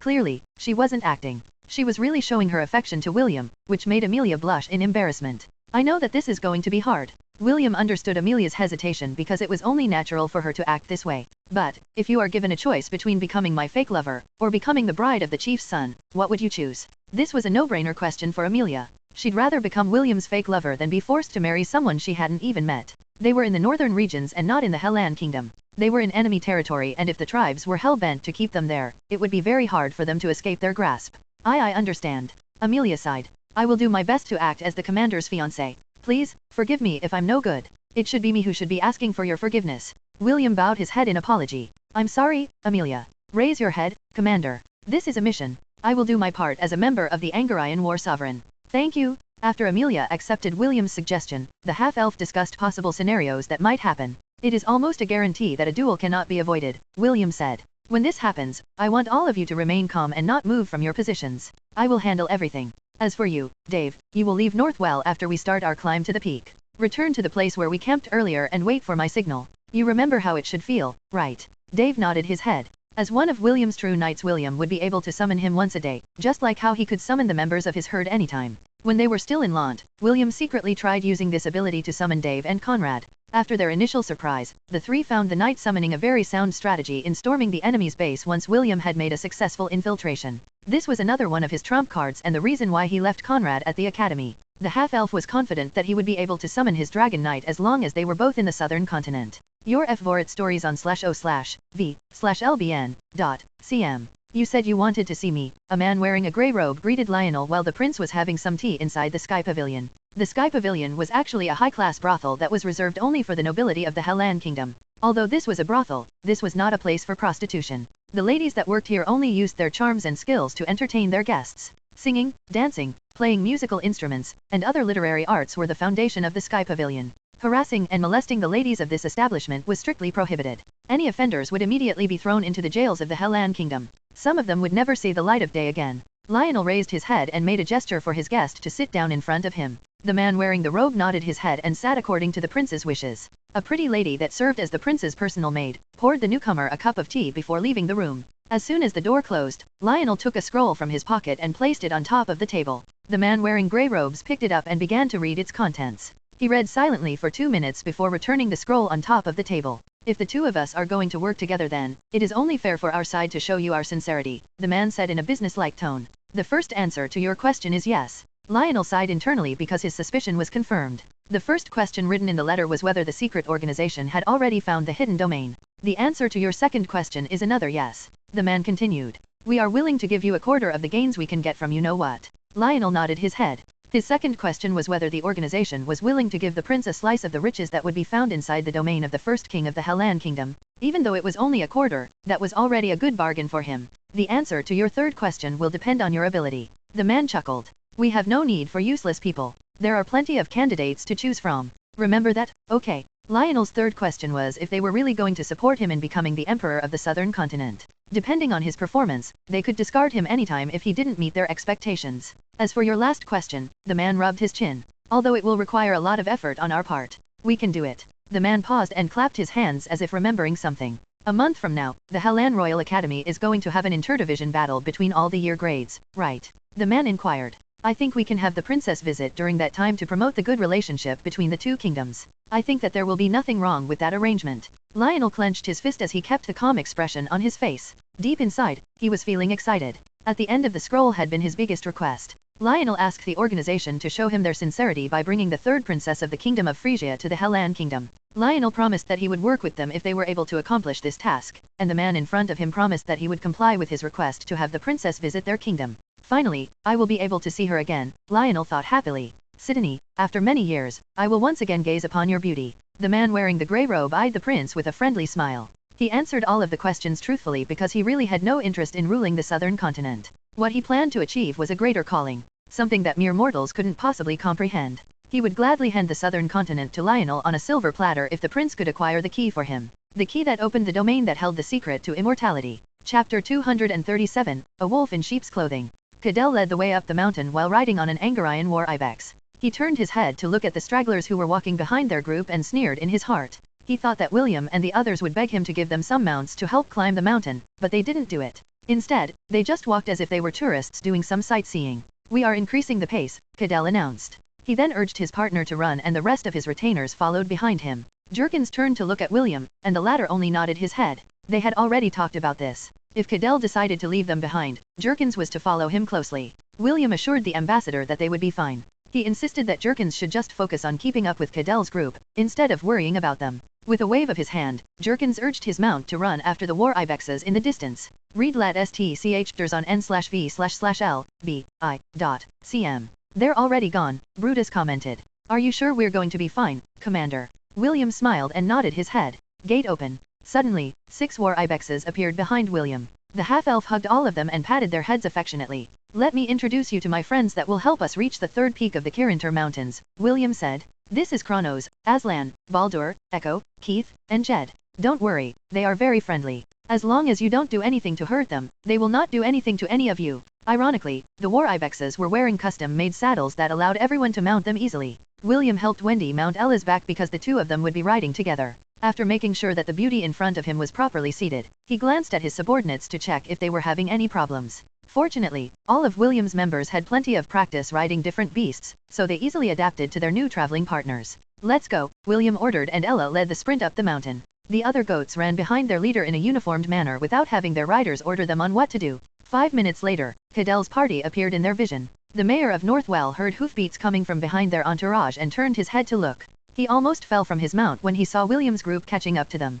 What shocked him the most was that all of them were riding Angarayan war ibexes. The war ibexes held a special status among the northern tribes and only warriors were allowed to ride them. Even in Cadell's own entourage, only 3 people had war ibexes and the rest were riding llamas. This just proved how hard it was to have a war ibex as a mount within the northern regions of Kirinter. William maintained a gap of 50 meters between his group and Cadell's. He knew that if he got closer to Cadell's group, the latter would question him about how he got the war ibexes. What William didn't know was that each war ibex in the northern region had a special rune stamped on them that proved that they belonged to the northern tribes. Of course, these runes were not present on the goats in William's herd because they were not raised in the Kirinter Mountains. This meant that they didn't belong to the tribe and the latter couldn't force William to surrender these goats to them. Although he still had doubts in his mind, Cadell didn't stop his mount from climbing the mountain. He could ask his questions later. What mattered right now was to get to the third peak as soon as he could. The travel towards the peak usually took 2 days from the base of the mountain. Only the beasts raised by the northern tribe would be able to climb without being attacked by wild beasts because of the runes embedded on their body.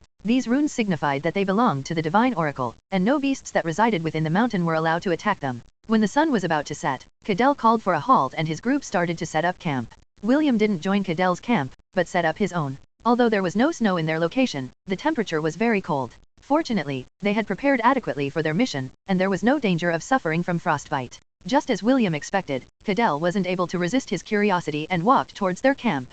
He looked at the war ibexes that were resting on the ground with a fierce gaze. It was as if he was looking at a woman who had the beauty to bring down nations. As a veteran warrior, he was also an expert when it came to appraising beasts. With a glance, he could tell that the war ibexes were of the highest grade. These kinds of goats could only be ridden by the elite warriors of the great chieftain, who went by the name Garm. They were the elite defenders of the Kirinter Mountains that prevented the kings of the Hellan Kingdom from conquering their domain. Boy, where did you get these goats?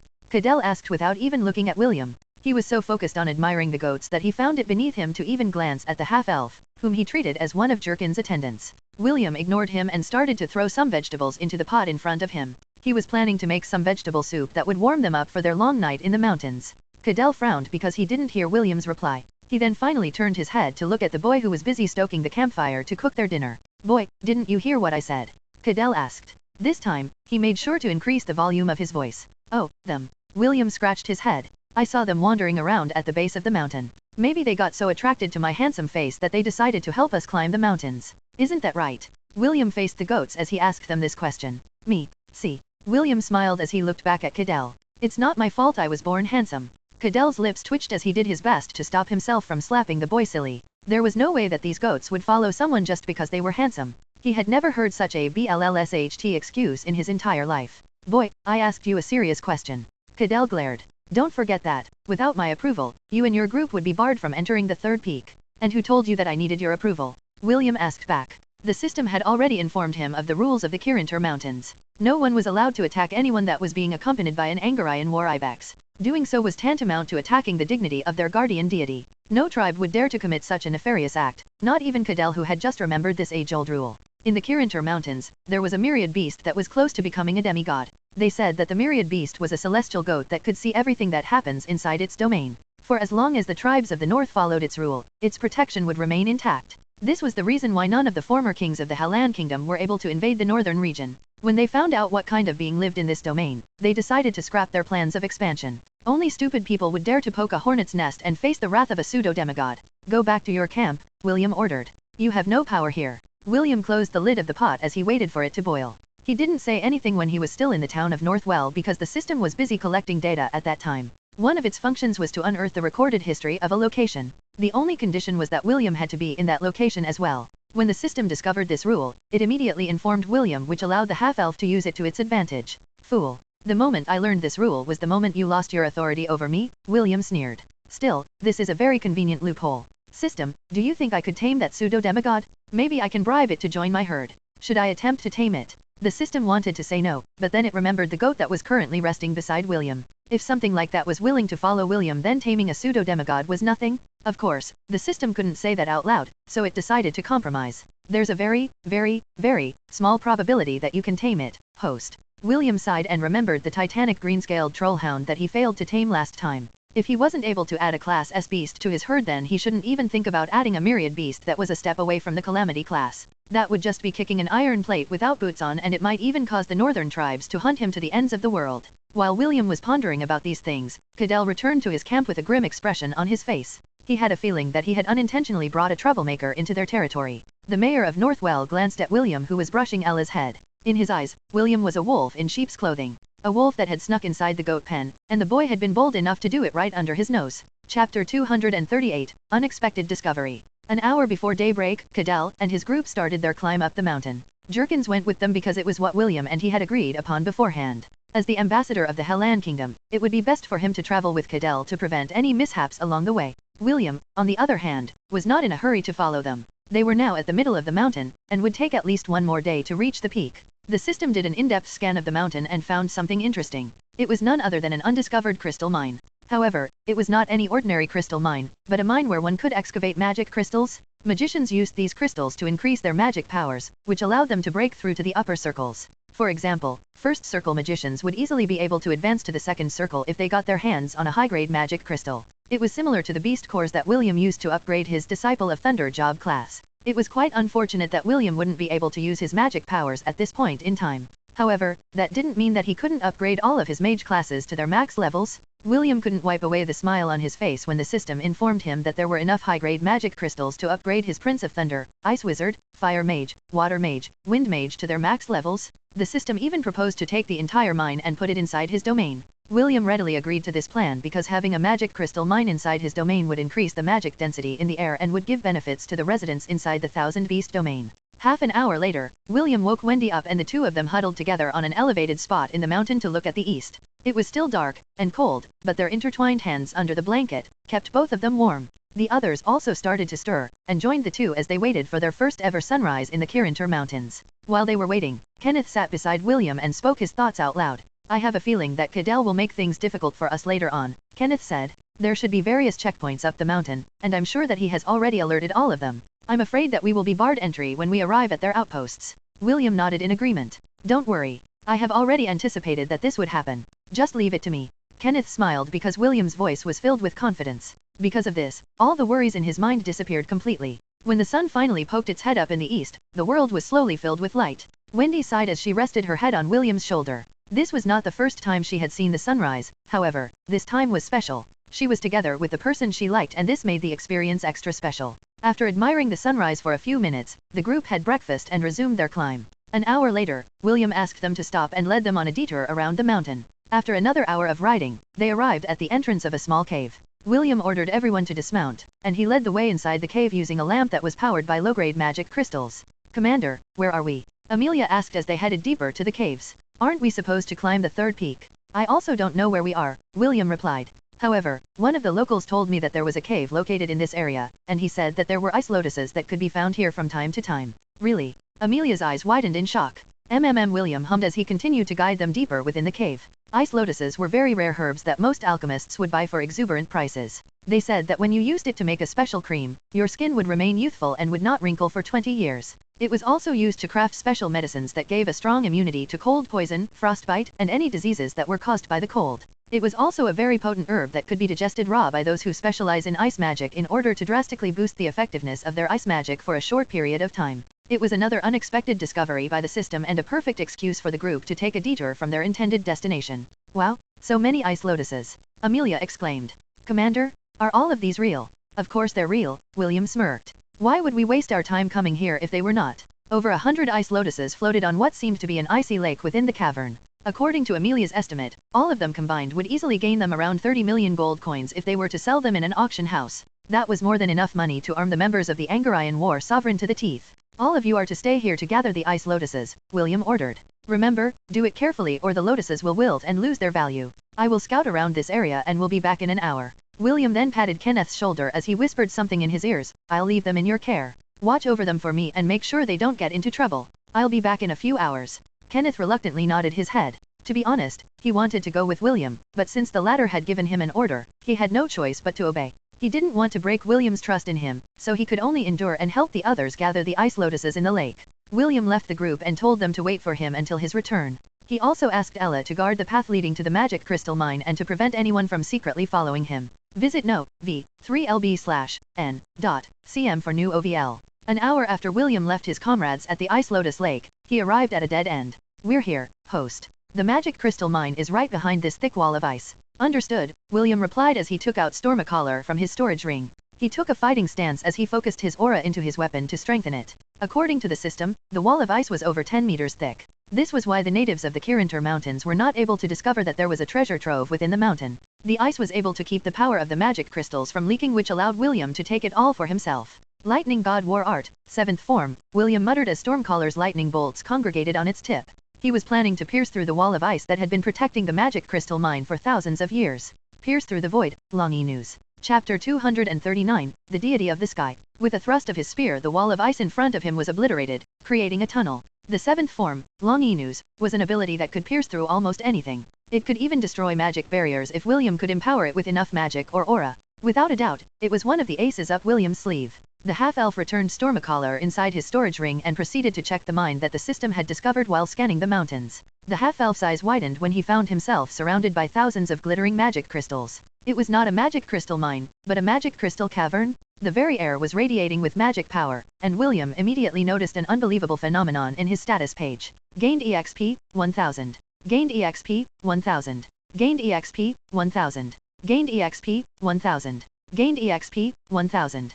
Gained EXP, 1000. Oh, my goddess! William exclaimed. Just being bathed by the concentrated magic in the air was enough for him to gain experience points. The system had already switched his job class to his Ice Wizard job class, and the experience points quickly filled up his experience bar. Host, we need to move the magic crystals inside the Thousand Beast domain ASAP. The magic is starting to leak and it might cause a phenomenon in the sky above our location. It would be bad if the natives were to notice. How do we transfer it? William asked. We will need to use the power of the three divinities in order to distort the surroundings and allow us to safely transfer the entirety of the mine inside the Thousand Beast domain. I will also need to use 1000 God points to buy the auxiliary consumables that will make the transfer less problematic.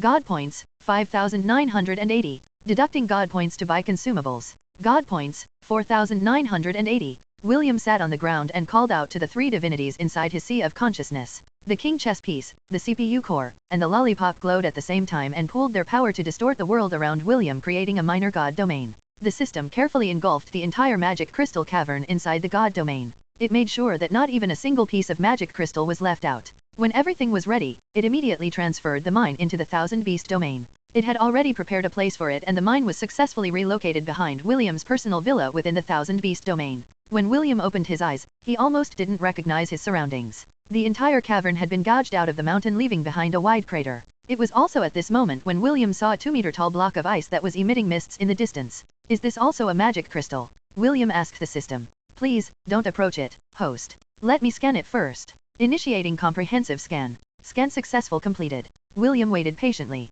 He was really curious what this big block of ice was and what it was doing inside the magic crystal cavern that he had transported inside his domain. Host, the block of ice that you see is a magical block of ice that is being maintained through the use of the power of the magic crystals inside this cavern. If my calculation is correct, this block of ice is thousands of years old. A block of ice that is thousands of years old? I'm sure that those who do ice sculptures would love to have it in their collection. Surprisingly, I found a beast trapped inside it, and after matching my scan against the database, I found out its name and origins. A beast trapped in the ice. William's eyes widened in surprise. After the initial shock ended, it was replaced by pity. For a beast to be trapped inside a block of ice for thousands of years was a very tragic thing. William cautiously approached the frozen beast and observed it carefully. The ice prison was not that thick, but all he could see was a blurred image of a beast that seemed to be only a foot tall and half a meter long. The rainbow-colored scales on its back illuminated the block of ice, which made it very attractive to look at. The creature's claws were curled up into its feet, and its head was raised in an arrogant manner. William assumed that it was taking a fighting pose before it got frozen in ice.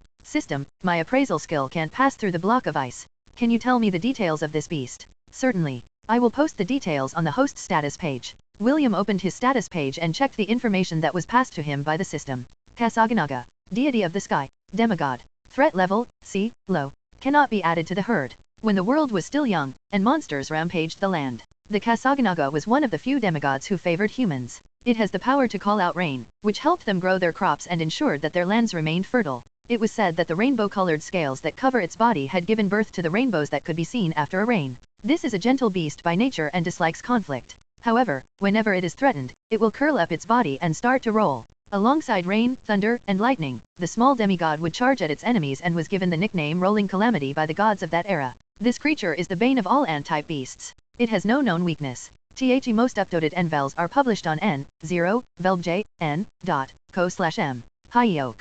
William almost choked on his spit. Are you sure this is a demigod? I'm 100% certain, host. William didn't know what to feel after reading the information about the deity of the sky. Initially, he thought that all demigods were calamity-class beasts. However, the Kasaganaga that they had discovered was only Class C and currently trapped inside the block of ice, frozen in time. Chapter 240, I'm rolling? Did its power degrade after being frozen in ice? William inquired. He then looked at the rainbow-colored creature that had been confined inside the block of ice for thousands of years. It is highly possible. According to the simulations that I made, it would take at least tens of thousands of years before a demigod would degrade to this level. The poor thing, William thought. The half-elf had a good impression of the Kasaganaga because it was a demigod that aided humanity during their time of need. He thought of Spire back in the enchanted forest. The guardian of the herd was a pacifist and disliked conflicts. However, it would not take a step back if someone threatened the safety of its herd. William had a feeling that the Kasaganaga was similar to Spire, and decided to set the creature free on behalf of the humans that it had saved in the past. Just what kind of being could freeze a demigod?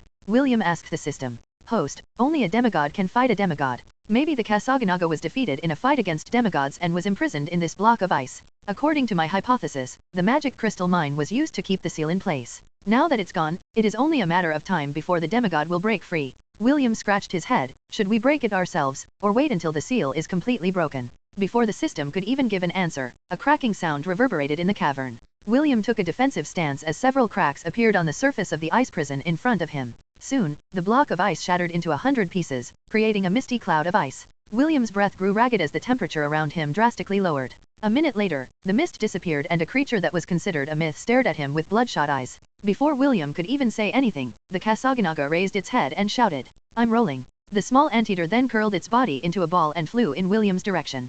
Clearly, it was pissed off, and the half-elf just happened to be there to become a medium for it to vent out its anger. William dodged to the side and evaded the rainbow-colored scaled ball that was only slightly bigger than a basketball. The Kasaganaga hit the wall of the cavern, but it simply bounced off and resumed its pursuit of William. Wait, why are you attacking me? William asked in frustration as he rolled to the side to evade the crazy deity of the sky. You long-eared bastards? How dare you and that stupid, big-boobed, elf goddess imprison me? The enraged anteater shouted as it continued to attack William. Bunch of ingrates? Humans are much better than you long-eared hypocrites. Even if the other demigods forgive you, I won't forgive you. As if answering to its anger, its speed gradually increased with each bounce it made on the walls of the cavern. At the start, William could still evade it, but the drastic increase in its speed made the half-elf resort to desperate measures. System. Spearman Job class now activated. William summoned his wooden staff and used it like a baseball bat to hit the rolling anteater that was not planning to listen to reason. When the staff hit the beast, a loud clap reverberated in the cavern creating a mini shockwave. William skidded on the ground as he prepared to hit the Kasaganaga for the second time. Just like a never-ending tennis match, the two fought in a ridiculous manner. However, it seemed that the Kasaganaga realized that it was not strong enough to beat William in its current state. Although its power had degenerated due to being imprisoned for tens of thousands of years, it was still a deity and had plenty of tricks up its sleeve. William was about to hit it again with his wooden staff when he immediately rolled to the side to make an emergency evasion. There was no way he would dare to face the rolling disaster head-on after it had made last-minute changes in its physique. The Kasaganaga had increased in size, and it was now a 2-meter-tall, rainbow-colored wrecking ball. The Kasaganaga bounced off the wall and this time, the rebound was so fast that William had no time to evade. The rainbow wrecking ball hit him in the chest which sent him slamming towards the wall of the cavern, creating a cloud of dust. William only received minor injuries because he was able to equip his golden scaled armor at the last minute before he was hit by the rolling disaster. System, is there a way we can beat this thing? William inquired. Although he was in a disadvantageous situation, he didn't panic and decided to consult the system. This cavern is still unstable and under the influence of the god domain. If the host wants to take a risk, there is a way, but it is equally dangerous. What is it? If I am able to escape this predicament then I will cooperate. Very well, what we are going to do is this. While the two were talking, the Kasaganaga didn't follow up with another attack and simply hovered in the air a few meters away from where William had fallen. Ha ha ha, foolish elf, the Kasaganaga roared while still spinning in midair. You and your stupid goddess will pay the price of imprisoning this deity. When I regain my divinity, I will drown your continent until all of you bastards start to grow fins. However, since you were the one who freed me from that prison, I will end your life and give you a proper burial. Be thankful because a deity will personally bury you. Now, die. William extended his hand with the intention of catching the 2-meter wrecking ball that charged towards him. The moment his hand touched Kasaganaga's curled-up body, the enraged sky deity disappeared from the cavern. Transfer successful. Kasaganaga has been successfully relocated to the north of the Thousand Beast domain. William sighed in relief as he lay on the ground while panting. Fortunately, the god domain that they had created to transfer the magic crystal mine was still active. With its help, the system was able to forcefully transfer the sky deity to William's Thousand Beast domain. Although the half-elf and the system were worried that their guest would turn their domain upside down, it was a risk that they had to take. They had been left with no other alternative. All they could do was trap the enraged deity inside the domain to keep William from getting hurt more. William closed his eyes and observed his domain from the sky. The Kasaganaga had landed near the candelabra tree, which was the territory of the rainbow birds, but due to the fact that they reminded him of a certain game he played back on Earth, he gave them the nickname Angre birds. As soon as it felt that it was in a different environment, the Kasaganaga landed on the ground while still in its curled-up state and observed its surroundings. The Angre birds that were nesting on their tree looked down at the unwanted guest that appeared in their home turf. Angre bird 1, WTF. Angre bird 2, F***ck off. Kasaganaga, where am I? Speak dumb birds. Angre birds, say what? Angre birds, F***ck off. Your F-Vorit stories on /o/v/lbn.cm. The Angre birds were only classy, beasts, but they were a very rowdy bunch. All of them had different colors and abilities, but they all had one thing in common, and that was that they were all aggressive birds. They flapped their wings and attacked the Kasaganaga by ramming it with their bodies. William was surprised because what the birds were doing was practically suicide, but what happened next made his eyes widen in shock. When a red-colored bird hit the Kasaganaga, it exploded like a grenade. Red feathers scattered in the air showing that the bird had been completely decimated by the explosion. However, on top of the candelabra tree a red egg appeared. This egg would hatch after 24 hours and the Angre bird that died would be reborn again. The other birds also attacked the Kasaganaga with a vengeance. The orange birds inflicted earth damage, the yellow birds inflicted a stunning effect, and the green ones inflicted wind damage. When the blue birds exploded, they inflicted water damage. The indigo-colored birds inflicted slashing physical damage, and the violet ones dealt blunt physical damage. William almost felt sorry for the pitiful Kasaganaga who was forced to run away due to the relentless assault of the Angre birds. Shouts of FCKU, FCK off, say what, and the likes accompanied the fleeting sky deity as it rolled away to escape the birds that gave it a culture shock. You bastard elf! If you have guts, come and face me. Let's fight 200 rounds, the Kasaganaga roared in anger. Come out and fight me. William snorted as he let his consciousness return to the real world.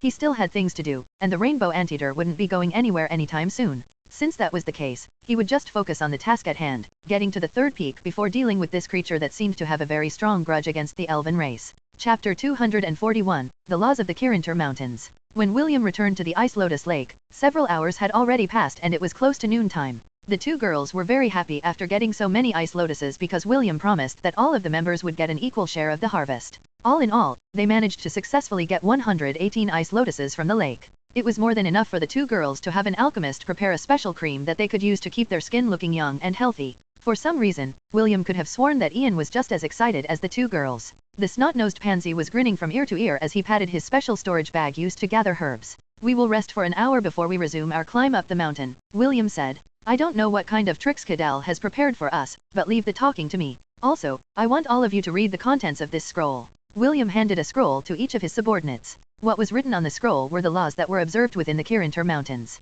He believed that the natives in the mountain that deals with foreigners use the latter's ignorance to make things difficult for them. There was a famous saying in the art of war back on Earth that went something like this. If you know the enemy and know yourself, you need not fear the result of 100 battles. If you know yourself but not the enemy, for every victory gained you will also suffer a defeat. If you know neither the enemy nor yourself, you will succumb in every battle. This reasoning was very true. When they arrived, they knew nothing about the laws of the Kirinter Mountains. Because of this, Cadell was able to use the strong arm method to make them obey his orders without any form of resistance. Now that they were also aware of the rules, the natives wouldn't be able to intimidate them like Cadell had done to William when the mayor tried to force William to answer his questions. Unfortunately for him, William was made aware of the laws thanks to the help of the system. With this knowledge backing him up, he was able to bring down the mayor a peg and make him go back empty-handed. Hiss! If I only knew of this earlier. Brutus scratched his hair in frustration. That mayor sure got us good earlier. Kenneth had a wry smile on his face as he rolled the scroll in his hand.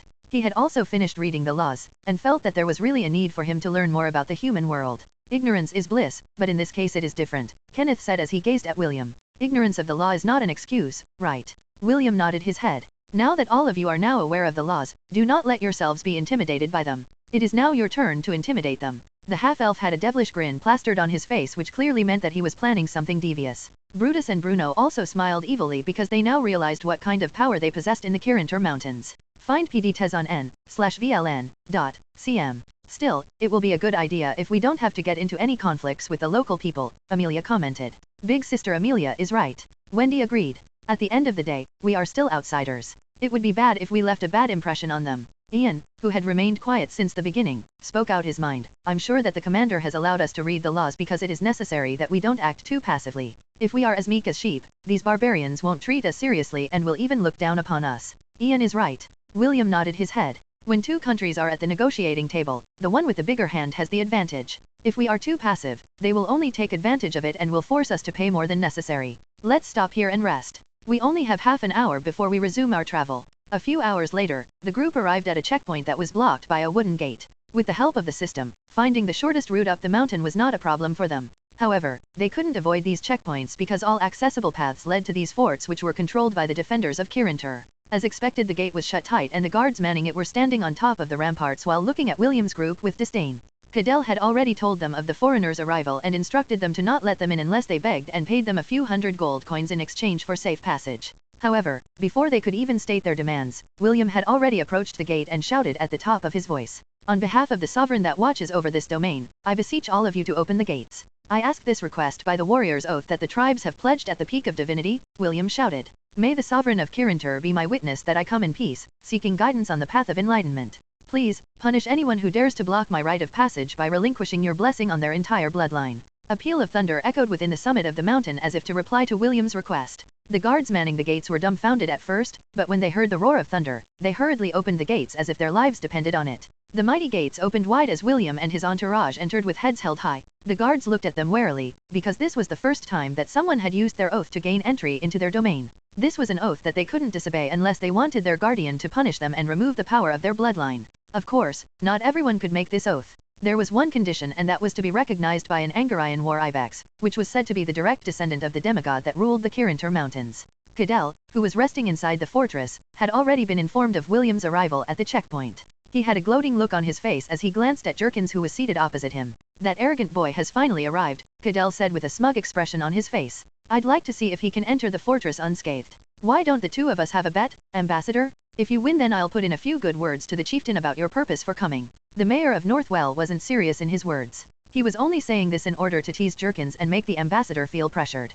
Cadell wanted him to know that within the Kirinter Mountains, it was the tribes that called the shots and not the foreigners who came here to seek an audience. Sorry, but I'm not very fond of making bets, Jerkins replied with a smile. Especially when it comes to bets that I am sure to win. The ambassador's confident smile made Cadell's disappear from his face. He didn't know why, but Jerkins sounded very confident. The mayor suddenly remembered how the boy had talked back to him a day ago, and it made him clench his fist in anger. It was at that moment when a guard came running towards Cadell and whispered something in his ear. The mayor of Northwell had a disbelieving look on his face after he listened to his subordinate's report. Are you sure? I swear that if you're lying to me, I'll have you punished with 50 lashings. Cadell threatened. He didn't want to believe that the arrogant boy managed to enter the fortress using the age-old oath that their ancestors had pledged to the sovereign of the Kirinter Mountains. Sir, it is true, the guard replied anxiously. Actually, they are already on their way here. As if waiting for that cue, a handsome half-elf with the "I know what you did last summer" expression entered Cadell's vision. William swaggered inside the room, along with his party, and sat on the couch as if he was the owner of the place.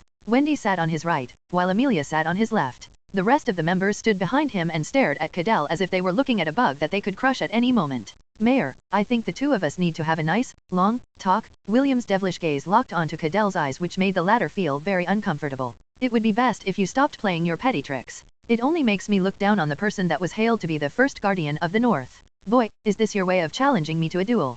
Cadell asked with barely restrained anger. Because if that is your plan, you've succeeded in angering me. Me? Challenge you? William gave Cadell a look of disdain. How about I return that question to you? Do you dare to challenge me?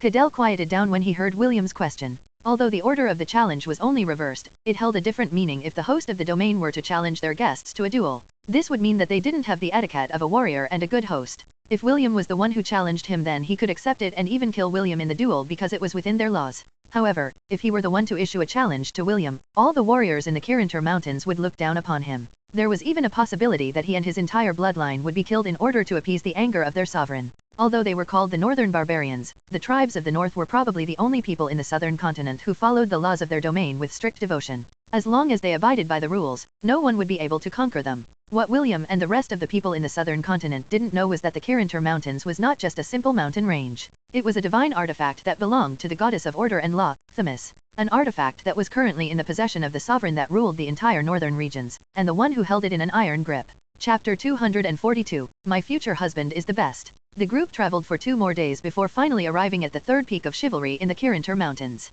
Along the way, they saw thousands of tents surrounding the peak, which proved that this was indeed a special gathering of the northern tribe. After having a face-off with William, Cadell didn't try to do anything else. He only grudgingly took the representatives of the Hellan Kingdom to the grand residence where their great chief lived before he left them to attend to his own matters. As per custom, the chief's attendant led them to the audience hall where the great chief was already waiting for them. Sitting on his right was his eldest son, Liam, and on his left was his youngest granddaughter, Brianna. The little girl was quite adorable and she looked at William and the rest of the representatives from the Hellan Kingdom with a curious gaze. She gave them a smile, but remained seated like a proper noble lady during special occasions. The most updated NVELs are published on n0velbjn.co/m. The name of the great chief of the northern tribes was Evander Zeke. After his father had stepped down from his position, Evander ruled the tribes well. He brought them prosperity and happiness for many years, and all the other tribal leaders were very satisfied with his way of managing things. This was also why he was loved by his people. Now that his second son was looking for a bride, the tribes gathered and brought the most beautiful ladies in their domains to get the chance of becoming the second warrior's wife.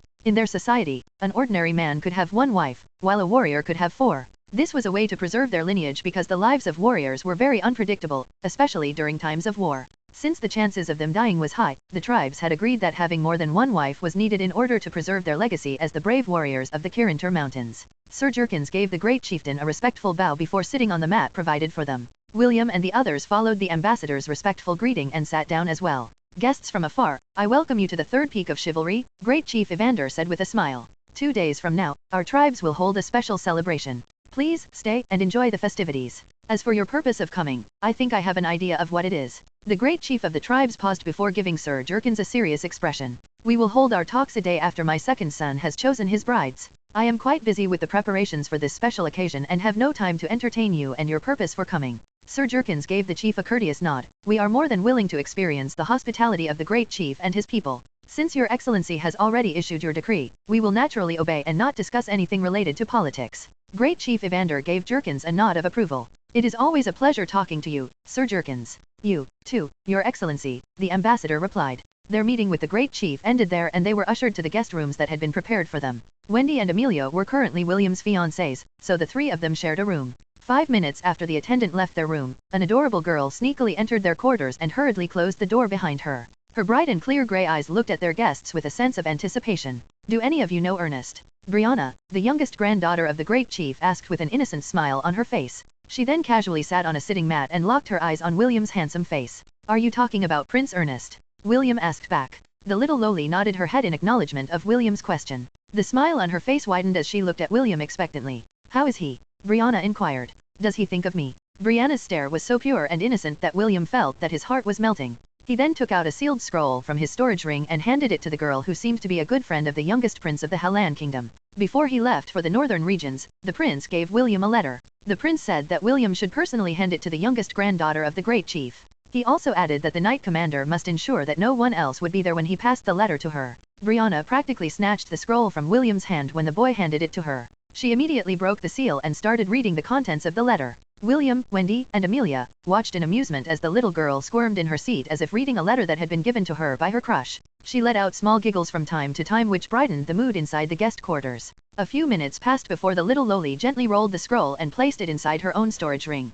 Brianna gazed at William with a look of admiration that almost made the half-elf avert his gaze due to its intensity. Ernest said that you are the youngest knight commander in the Hellan Kingdom, Brianna said. Is it true? Not only the youngest, but the most handsome knight commander in the kingdom, William replied with a smug smile on his face. Little Ernie warned me about your narcissism, but seeing is believing. Brianna giggled. Well, you are indeed handsome, but give little Ernie a few years and he will be more handsome than you. Impossible. It's not impossible. How can that little shrimp compare to me? Just look at how awesome I am. Compare it to that little brat who still hasn't grown his hair and tell me if he could surpass my good looks. William raised his head arrogantly. Even if you give Prince Ernest 100 years, he would still not be able to reach the level of my handsomeness. No, little Ernie will be more handsome after a few years. Brianna disagreed. My future husband is the best. Tisk, is this what they mean when they say that love is blind? William muttered. Fine. I won't argue with a little lowly. It's just not worth it. Wendy and Amelia, who was seated beside William, giggled at the same time. They knew that their commander was just teasing the young girl, but it was still amusing that the youngest granddaughter of the great chief was able to fight back and put the narcissistic half-elf in his place. Brianna's eyes then sharpened as she cleared her throat. Tell me, are you all here to ask the northern tribes to become your allies? Her adorable facade disappeared and was replaced by a serious expression that didn't match her age. Chapter 243, William's Undercover Plan. William was surprised at the sudden change in the little girl in front of him. He didn't know if he should speak honestly or wait for Sir Jerkins to personally talk with the girl's grandfather about the proposed alliance between their tribes and the Hellan Kingdom. However, after some thought, he decided to trust his instincts and answer the girl's question. Yes, that is the purpose of our visit, William replied after careful consideration. From what he could tell, the girl didn't just visit them to ask about her fiancé's well-being. Her sharp and intelligent eyes reminded William of his grandpa's eyes when the old man was scheming something behind his grandson's back. Brianna didn't give him any malicious vibes, and Ella, who lay not far away from them, had also given her silent approval. Listen very closely. Brianna lowered her voice as if afraid that someone might overhear their discussion. Aside from your group, there are 2 other parties. They arrived here on the 3rd peak 2 days ago. I'm afraid that your proposal for an alliance will not go smoothly. Brianna was about to say more, but was interrupted by a knock on the door. She hurriedly changed her expression to that of an innocent and naive little girl who could be easily tricked by other people to follow them in their own homes. They say that in the Hellan Kingdom, there are many beautiful clothes and jewelry. Is that true? Brianna asked just in time for the door to open wide. Brianna, you shouldn't disturb our guests. Liam, Brianna's father, appeared in the room with a stern expression. Didn't I tell you to not wander around during this time? Liam then faced William and the 2 girls beside him before giving a brief bow. I apologize for my daughter's transgressions. She's quite ignorant of the world and will often do something mischievous. I hope that she didn't disturb or offend you in any way. Father, I'm only asking them about fashionable clothes like the one that the green-haired big sister is wearing. Brianna pouted. Big brother, I'm not disturbing your rest, right? Of course not, William replied. For now, he decided to play along and save the little lowly from getting spanked by her father. Lady Brianna is a very kind and respectful young lady. Even in the capital, there are few girls who have her charm and elegance. See, Big brother praised me. I'm a good girl and I'm not doing anything bad. Brianna looked at her father with a face filled with injustice. Liam's gaze finally softened as he gently brushed her head. Let's go back. Your mother just finished baking cookies. Yay, cookies. Brianna ran out of the room in high spirits. Liam watched her retreating back with a helpless smile on his face. He then faced William and the 2 girls and gave a respectful bow before leaving the room, closing the door behind him. Before the 2 girls could even say anything, William hurriedly covered their lips with his hand and said in a loud voice, We've been traveling for 3 days straight and I haven't had the chance to make love to the 2 of you, William said in a tone that was laced with perversion. Why don't the 3 of us do some catching up before dinner? I'm sure that the great chief will not mind us being a little late. The half-elf signaled the 2 girls with his eyes as he half-dragged them to the bed. Wendy's and Amelia's faces had already reddened because even if they knew that William was just acting, both of them were still chaste maidens who had only heard a thing or two about what couples do in the bedroom. William gently pushed the 2 girls onto the bed and lay between them. He then pulled them closer to him as he said words of love into their ears. There are 3 people listening to our conversation, William whispered to Amelia's ear. One is hiding behind the painting on the wall, the other behind the door and the 3rd is right outside our window. The half-elf kissed Wendy's forehead before whispering the same things he said to Amelia to her ears. The 2 girls then played their roles and acted intimate with William. Amelia played with William's ears, while Wendy rubbed his chest. William, on the other hand, laughed in a very lecherous manner that irritated the 3 men listening to their conversations. In the end, the 3 left them alone when they realized that William was hell-bent on playing with the 2 pretty girls beside him. When the eavesdroppers had disappeared, William nodded to the 2 girls which signaled that the pests had left. Do you think they also sent people to monitor the others? Amelia whispered in William's ears. Although the half-elf said that they were no longer being monitored, she still felt that it was better to play it safe rather than be sorry later. Definitely, William answered without any shred of doubt. I just hope that the others have noticed them too and made proper arrangements. The most updated NVELs are published on n0velbjn.co/m. Do you think they will continue to monitor us? Wendy inquired. Will they do something to us during our stay like put something on our food and water? William shook his head to deny Wendy's words. They are not allowed to treat us like that. However, that doesn't necessarily mean that others won't. Remember what Brianna said? Aside from us, there were 2 other parties that have arrived before us. I'm guessing that whoever they might be, they are not on good terms with the Hellan Kingdom. It's quite unfortunate that I wasn't able to bring Ethan with me, William thought with regret. The little wren was left inside the academy in order to observe anything suspicious that was happening inside it. With its knack for looking for news like a journalist, William was confident that it would have something to report once he returned to the academy. As much as he wanted to gather information about the unknown parties, he couldn't do anything that might arouse suspicion from the warriors that were patrolling the third peak of chivalry. The chief's attendant had explicitly told them to not leave their quarters unless it was something very important.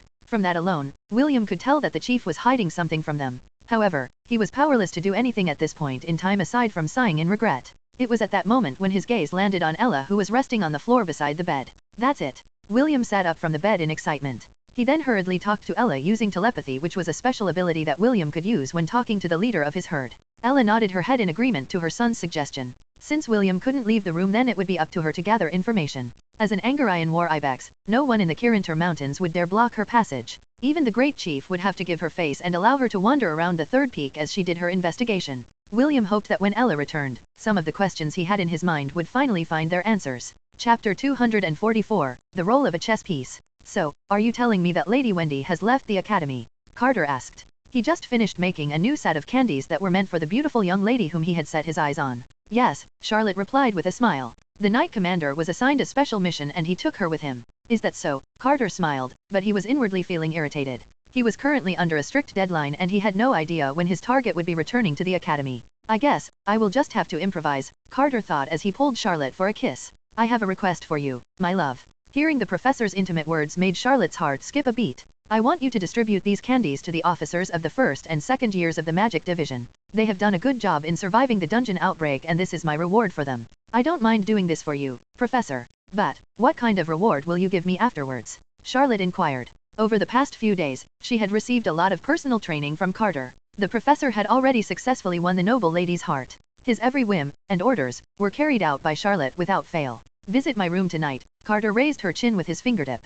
I will make sure that you will have a satisfied smile on your lips when you close your eyes to sleep. He then lowered his head and kissed her lips, which made the young noble lady very happy. Charlotte left Carter's room in a good mood and headed towards the dormitories of the first and second year students in the Magic Division. Visit note v3lb/n.cm for new OVL. 5 minutes after Charlotte left his room, the door opened and Charlotte's best friend, Annie, entered the room.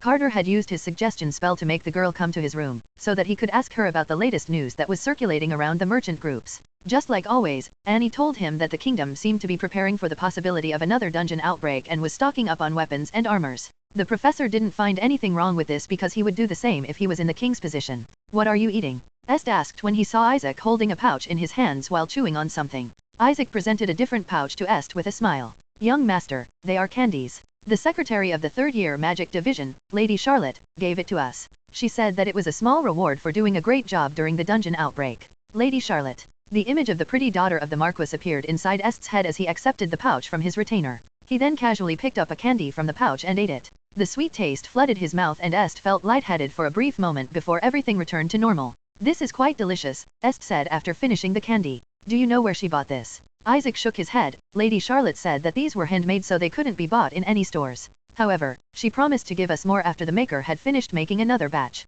Ian, who usually quarreled with William, was not around. Because of this, Isaac felt a little bit lonely because there were very few occasions when he had to separate with his twin. After the two finished eating the candies inside their pouch, they returned to their duties as officers of the Magic Division. Both of them were secretly looking forward to the next batch of candies that they would be receiving as soon as it was made.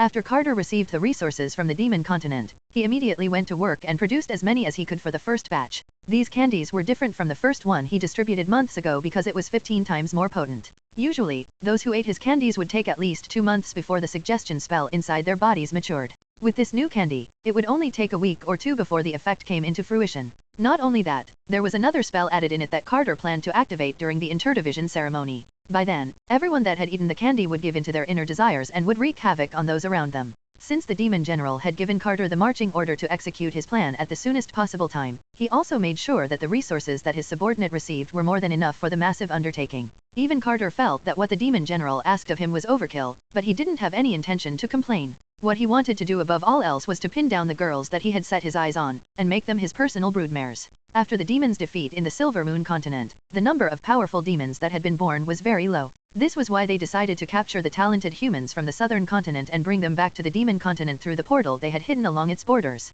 Carter didn't know much about the specifics, but the Demon General gave vague hints that they had helpers in the southern continent. It was these helpers that had provided him the identity as the professor of the academy and allowed him to infiltrate their strict regulations with ease. There was no need for a chess piece to question his master's orders. Carter was fully aware that he was just one of the many pawns of the demon general that were deployed to the human lands. Although all of them were given different roles, their goals had always been the same. Their only goal, in their lives as chess pieces, was to bring back the glory of the demon race. Nothing else mattered, not even their lives. Chapter 245, Connell, the second warrior of the Northern Tribe. Thousands of warriors gathered around the third peak of the Kirintur Mountains. William and his comrades were so impressed with the Northern Army that they had no choice but to admit that it was a force to reckon with. Earlier, Ella had snooped around the third peak, but she didn't find anything much aside from the guests' identities. When William found out the nationalities of these guests, he kept it to himself because there was no point in sharing it with the others. He decided to just let things go with the flow for now until he discovered their purpose for coming. Jerkins looked at this sight with a calm expression on his face.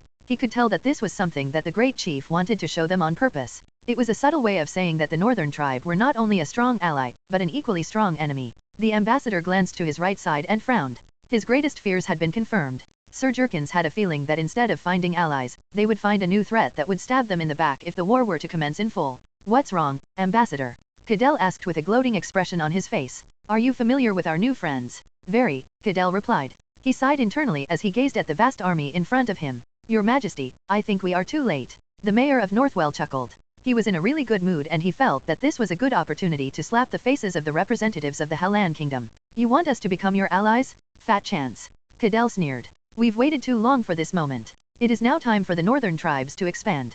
Not far away from their location, the great chief of the tribes stepped onto an elevated platform and raised his hand. The warriors shouted their war cries and, soon, the entire peak had been washed by the tremendous pressure that came from these mighty warriors. Sir Jerkins, Kenneth, Ian, Brutus, and Bruno weren't able to stop themselves from taking a few steps back due to the aura that was unleashed by the warriors. Although none of the warriors intended for this to happen, the force of their united cries was strong enough to push back those who were not used to this kind of deterrence. The other guests of the northern tribes were in a similar situation. They were also unable to resist the oppressive aura that descended upon them and had to take a few steps back to regain their footing. Only William, Wendy, and Amelia were able to stand their ground. Earlier, William had firmly wrapped his arms around the waists of the two girls in order to prevent them from being pushed back. Although the auras of the warriors were strong, it couldn't compare to the aura his grandfather had unleashed when William sparred with him back in Lant. James' battle aura was so strong that it had blown William far away when he experienced it for the first time. Compared to that, the show of power from the northern warriors was like a gentle breeze that only ruffled William's cloak. Cadell, who had secretly observed William, frowned when he saw that the boy seemed unaffected. Even the great chief, who had given William a sidelong glance, gave the red-headed boy a rare nod of admiration. After the warriors had finished their greeting, Great Chief Evander began his speech. Today is the day when the second warrior of our tribe will choose his bride candidates, Evander announced. This is a blessed day and I look forward to meeting my future daughters-in-law. May the feast that we have prepared satisfy all of you and may the great northern tribes forever be victorious. The warriors roared in agreement to their great chief's words. They raised their weapons up high and cheered for the second warrior's bride selection event. A man who was almost 2 meters tall walked behind Great Chief Evander. He was not wearing any upper clothes and his body was like that of a bodybuilder back on Earth. His amazing physical prowess and sharp features made him strikingly handsome. According to William's estimate, he was at least in his late 20s. The half-elf watched as the second warrior of the tribe, Connell Zeke, raised the spear in his hand and shouted a war cry. The most updated NVELs are published on n0velbj.n.co/m. The warriors replied with a hoo, a hoo, a hoo, that reminded William of a documentary about the Spartans of ancient Greece. My brothers and sisters, today is a very special day for me, Connell shouted. I emerged from the trial of fate only a month ago and finally realized that it is now the time for our tribe to rise up and look for greener pastures. I, the second warrior of the will lead this charge for the sake of our tribe. However, as many of you know, it is our custom to leave behind our descendants if we are to fall in battle. Because of this, I finally decided to marry and ensure that my bloodline will still flourish even if I am to fall in battle. Ahoo, ahoo, ahoo. It was the tribe's custom that the man should leave behind his descendants before going to war. Since the second warrior had no offspring, the great chief decided to call out all the tribes for a bride selection ceremony. Sir Jerkins was having a hard time keeping the calm expression on his face because the second warrior's declaration had brought his worst fears to life. The North had the intention of going to war, but it was not to aid the Hellan Kingdom. It was to conquer them from the back. The ambassador and William shared a knowing glance. Both of them knew that their trip had been in vain and that they had to inform the king that they would be fighting on 3 fronts. The tribes of the north, the Anisha dynasty to the east, and the Zealand dynasty to the south. Their ally, the kingdom of Frisia, was in the far east. Although they had already sent a messenger to their king to ask for aid during the war, the additional enmity of the northern tribe made their already perilous situation more unstable.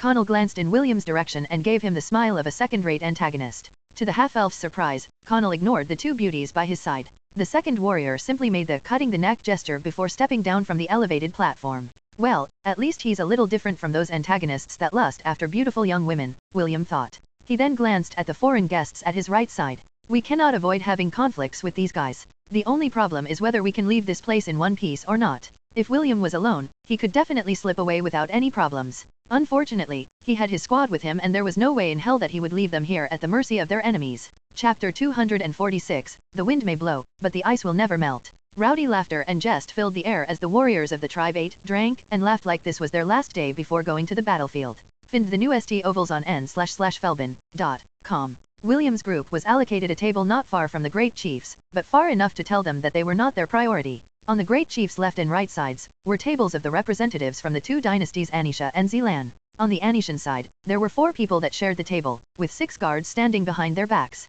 On the Zelan side, there were 5 people, with the same number of guards standing behind them. The guy wearing a red robe is the second prince of the Anisha dynasty, Azil Sy Anisha, Sir Jerkins informed William, who was seated opposite him. The one seated beside him is his half-sister, the second princess, Valeria Sy Anisha. I don't know who the 2 men who are seated beside them are, but I'm guessing that they are their protectors. William nodded his head in agreement. The second prince and princess both had silky light brown hair and were blessed with good looks. If they were brought back to Earth, both of them would be great endorsers of high-end fashion clothes for the rich and famous. Let's not mix with them. Those 2 are mithril rank fighters. How about the other side? Jerkins glanced at the other table and began to introduce them as well. The man wearing black clothes is the crown prince of the Zelan dynasty. Jerkins had a rare tinge of admiration in his voice as he introduced the devilish-looking man to William. His name is Prince Alaric Sol Zelan. I can't believe that an important person like him actually came here to the Kirintur Mountains. As the crown prince of a dynasty, Prince Alaric held great power and influence in their domain. For him to come to this place meant that it was of the utmost importance to their dynasty.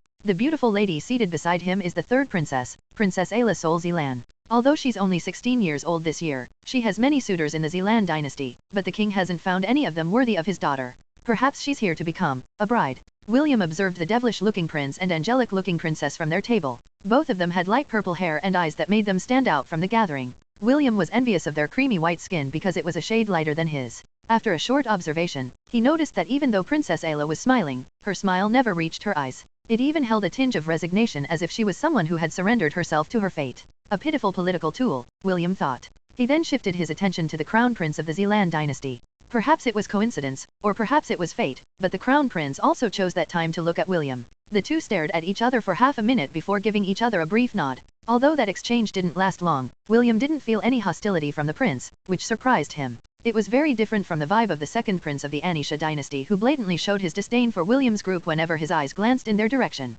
Unlike the second warrior of the tribe, Connell, Azil Sy Anisha looked at Wendy and Amelia in a lecherous manner. Azil felt excited at the possibility of having his way with the two beauties, while the representatives of the Halan kingdom watched helplessly as he ravaged the girls in front of them. Yep, this one is the true cannon fodder in this gathering, William mused internally. I wonder if I'll get some god points if I beat him up. Inside the temple of 10,000 gods. Lily, I donate 250 god points. Issei, 250 for me as well. David, 250. Gavin, okay, 250 for me as well. After the feast ended, Connell stood up and respectfully bowed to Princess Azil. He then extended his hand in a gesture and waited for the beautiful young lady to place her hands over his. Princess Ayla smiled and held Connell's hand. The second warrior held her small hand firmly, and gently pulled her close to him. This rare act of gentleness from the second warrior earned him cheers and teasing remarks from the warriors that were seated around the great hall. From this moment onwards, I declare Princess Ayla as my main wife, Connell said. Even though he tried his best to hide it, everyone could still feel the happiness hidden behind his declaration. It seemed that the second warrior was really in love with the princess and it showed in his eyes and actions. I am honored to be chosen as your main wife, proud warrior of the north, Princess Ayla replied. If she hated the fact that she had been forced by her father to marry Connell, she didn't show it on her face. I propose a toast for this wonderful pairing. Azil, the second prince of the Anisha dynasty proposed. May their union bring prosperity to the southern continent. Another round of cheers resounded all around them as the warriors gave Connell and Princess Ayla their blessings. Prince Azil then walked towards the main table of the great chief and stopped in front of Brianna. Although you're only 11 years old this year, I am looking forward to your growth, my lady, Prince Azil said with a smile. I am very happy to have you as my future bride. Huh. Brianna widened her eyes in shock. She then glanced at her father in confusion. Her father, Liam, drank wine from his goblet with a determined expression. He didn't even look at his own daughter and pretended that he was not aware of her stare. Brianna felt her heart grow cold as she stared at her grandfather. Great Chief Evander was different from his son and faced his granddaughter's gaze with a smile. Brianna, the second prince of Anisha has decided to make you his second wife, Great Chief Evander said. I'm sure that you will be happy in the Anisha dynasty. Isn't that right, Prince Aziel? Of course, Great Chieftain. I promise that I will take good care of your granddaughter. I will ensure that she grows up as a proper lady. Good. Brianna lowered her head and clenched her fists under the table. Her father and grandfather hadn't told her anything about this marriage agreement. No, they hadn't told her because they knew that she wouldn't agree to it. Princess Ayla, who was seated not far from the young girl, looked at her in a calm manner. Deep inside, she pitied Brianna. She could see herself as the youngest granddaughter of the great chief. Both of them were in the same position. Both of them were just tools used for political gains between the powerful factions in the southern continent. They were the sacrifices that were needed to seal the tri-party alliance between the northern tribes and the two dynasties, which will attack the Halan kingdom on all fronts. Prince Aziel extended his hand to grab Brianna's small hands, in order to drag her to his own table. However, before the prince could even touch his bride's hand, another hand held his in a firm manner. Prince Aziel flinched because the hand that held his own was very rough and one could tell that it was not the hands of a noble. The prince turned his head to look at the fool who dared to get in his way. There he found a half-elf that had red hair akin to flames, who was looking at him with clear, light green, eyes that were as beautiful as sapphires. I'm sorry, but I fell in love with Lady Brianna the moment I saw her. William lied with a straight face. I was planning to ask the great chieftain to make her my fiancée, but I never thought that she was already betrothed to another. Prince Aziel snorted as he glared at the annoying half-elf in front of him. If someone had dared to grab his hand without his permission in the Anisha dynasty, that person's hand would have been cut off, and his body whipped 1,000 times over. He laughed in anger as he tightened his grip on William's hand. Prince Aziel had every intention of breaking the offender's hand to teach him a lesson. Since you already know that the young lady is betrothed to me, then why are you getting in my way? Prince Aziel asked. Know your place, and go back to where you belong, Hellenian. William chuckled as if what Prince Aziel was saying was complete and utter nonsense. You ask me why I am getting in your way? You're not very smart, are you? Second prince of the Anisha dynasty. William raised his chin in an arrogant manner and acted like a first-rate antagonist. I came here for one reason, and one reason only, and that is to snatch this beauty from your hands. Like I said, I fell in love with her and I'm not planning to hand her to anyone. Not to you, nor any other man in this great hall. The hall quieted down as the warriors looked at William with a grim expression. Their hands moved towards the handles of their weapons. They were only waiting for their great chief's order to hack the arrogant half-elf to pieces. Great Chief Evander was about to say something, but William didn't give him that opportunity. I challenge you, Aziel Sy Anisha, for the hand of Lady Brianna, William declared. I issue this challenge in adherence to the laws of the third peak of chivalry. I call upon the sovereign of the Kirinter Mountains to bear witness to this challenge. William then strengthened his grip on the second prince's hand, which made the latter wince in pain. After seeing the prince's reaction, William released his hand and faced Great Chief Evander. The wind may blow, but the ice will never melt, William said as he ignored the pained expression of the second prince and faced Great Chief Evander fearlessly. Isn't that right, Great Chief of the Northern Tribes? Chapter 246, The wind may blow, but the ice will never melt. Rowdy laughter and jest filled the air as the warriors of the tribe ate, drank, and laughed like this was their last day before going to the battlefield. Find the new ST ovals on n//felbin.com. William's group was allocated a table not far from the Great Chiefs, but far enough to tell them that they were not their priority. On the Great Chief's left and right sides, were tables of the representatives from the two dynasties Anisha and Zelan. On the Anishan side, there were 4 people that shared the table, with 6 guards standing behind their backs. On the Zelan side, there were 5 people, with the same number of guards standing behind them. The guy wearing a red robe is the second prince of the Anisha dynasty, Aziel Sy Anisha, Sir Jerkins informed William, who was seated opposite him. The one seated beside him is his half-sister, the second princess, Valeria Sy Anisha. I don't know who the 2 men who are seated beside them are, but I'm guessing that they are their protectors. William nodded his head in agreement. The second prince and princess both had silky light brown hair and were blessed with good looks. If they were brought back to Earth, both of them would be great endorsers of high-end fashion clothes for the rich and famous. Let's not mix with them. Those 2 are mithril rank fighters. How about the other side? Jerkins glanced at the other table and began to introduce them as well. The man wearing black clothes is the crown prince of the Zelan dynasty. Jerkins had a rare tinge of admiration in his voice as he introduced the devilish-looking man to William. His name is Prince Alaric Sol Zelan. I can't believe that an important person like him actually came here to the Kirinter Mountains. As the crown prince of a dynasty, Prince Alaric held great power and influence in their domain. For him to come to this place meant that it was of the utmost importance to their dynasty. The beautiful lady seated beside him is the third princess, Princess Ayla Sol Zelan.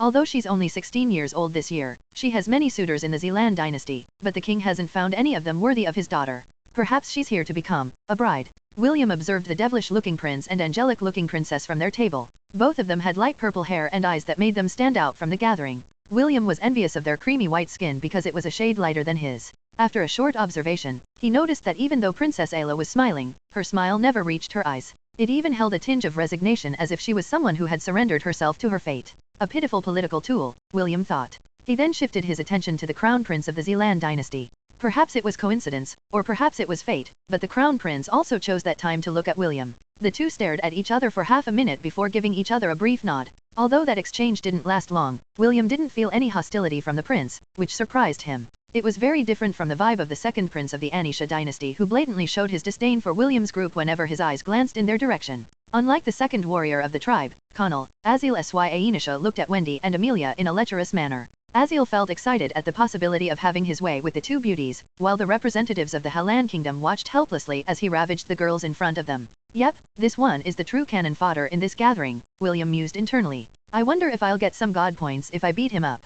Inside the Temple of 10,000 Gods. Lily, I donate 250 god points. Issei, 250 for me as well. David, 250. Gavin, okay, 250 for me as well. After the feast ended, Connell stood up and respectfully bowed to Princess Azil. He then extended his hand in a gesture and waited for the beautiful young lady to place her hands over his. Princess Ayla smiled and held Connell's hand. The second warrior held her small hand firmly, and gently pulled her close to him. This rare act of gentleness from the second warrior earned him cheers and teasing remarks from the warriors that were seated around the Great Hall. From this moment onwards, I declare Princess Ayla as my main wife, Connell said. Even though he tried his best to hide it, everyone could still feel the happiness hidden behind his declaration. It seemed that the second warrior was really in love with the princess and it showed in his eyes and actions. I am honored to be chosen as your main wife, proud warrior of the north, Princess Ayla replied. If she hated the fact that she had been forced by her father to marry Connell, she didn't show it on her face. I propose a toast for this wonderful pairing. Azil, the second prince of the Anisha dynasty proposed.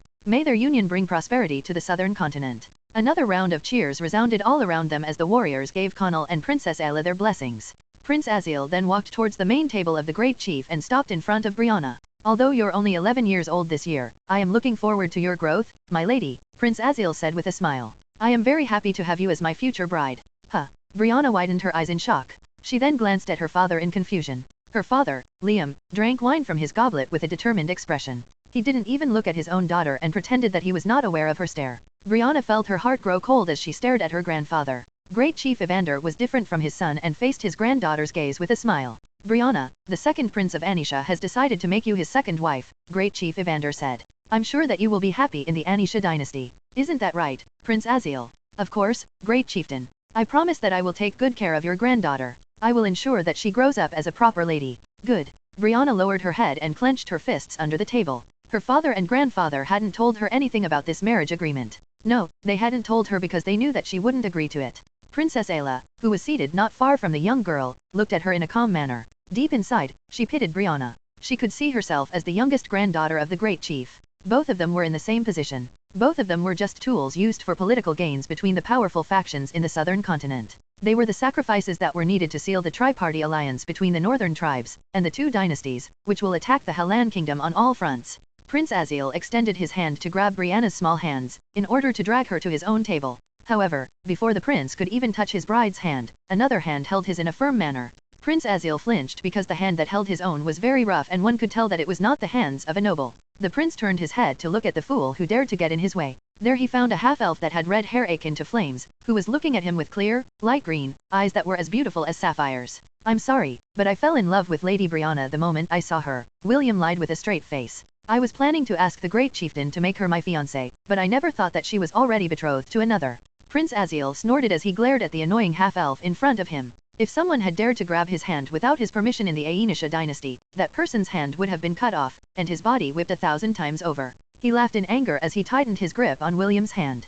Prince Azil had every intention of breaking the offender's hand to teach him a lesson. Since you already know that the young lady is betrothed to me, then why are you getting in my way? Prince Azil asked. Know your place, and go back to where you belong, Hellenian. William chuckled as if what Prince Azil was saying was complete and utter nonsense. You ask me why I am getting in your way? You're not very smart, are you, second prince of the Anisha dynasty? William raised his chin in an arrogant manner and acted like a first-rate antagonist. I came here for one reason, and one reason only, and that is to snatch this beauty from your hands. Like I said, I fell in love with her and I'm not planning to hand her to anyone. Not to you, nor any other man in this great hall. The hall quieted down as the warriors looked at William with a grim expression. Their hands moved towards the handles of their weapons. They were only waiting for their great chief's order to hack the arrogant half-elf to pieces. Great Chief Evander was about to say something, but William didn't give him that opportunity. I challenge you, Azil Sy Anisha, for the hand of Lady Brianna, William declared. I issue this challenge in adherence to the laws of the third peak of chivalry. I call upon the sovereign of the Kirinter Mountains to bear witness to this challenge.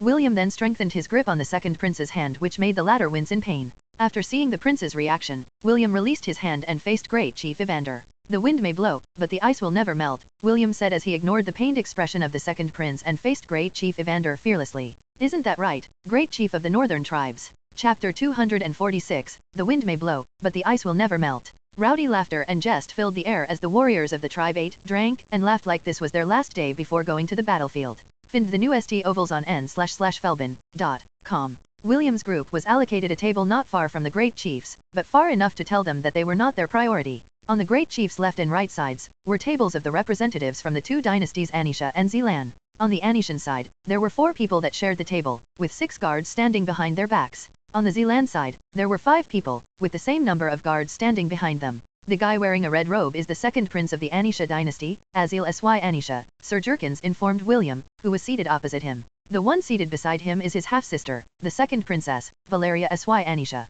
I don't know who the 2 men who are seated beside them are, but I'm guessing that they are their protectors. William nodded his head in agreement. The second prince and princess both had silky light brown hair and were blessed with good looks. If they were brought back to Earth, both of them would be great endorsers of high-end fashion clothes for the rich and famous. Let's not mix with them. Those 2 are mithril rank fighters. How about the other side? Jerkins glanced at the other table and began to introduce them as well. The man wearing black clothes is the crown prince of the Zelan dynasty. Jerkins had a rare tinge of admiration in his voice as he introduced the devilish-looking man to William. His name is Prince Alaric Sol Zelan. I can't believe that an important person like him actually came here to the Kirinter Mountains. As the crown prince of a dynasty, Prince Alaric held great power and influence in their domain. For him to come to this place meant that it was of the utmost importance to their dynasty. The beautiful lady seated beside him is the third princess, Princess Ayla Sol Zelan. Although she's only 16 years old this year, she has many suitors in the Zelan dynasty, but the king hasn't found any of them worthy of his daughter. Perhaps she's here to become a bride. William observed the devilish-looking prince and angelic-looking princess from their table.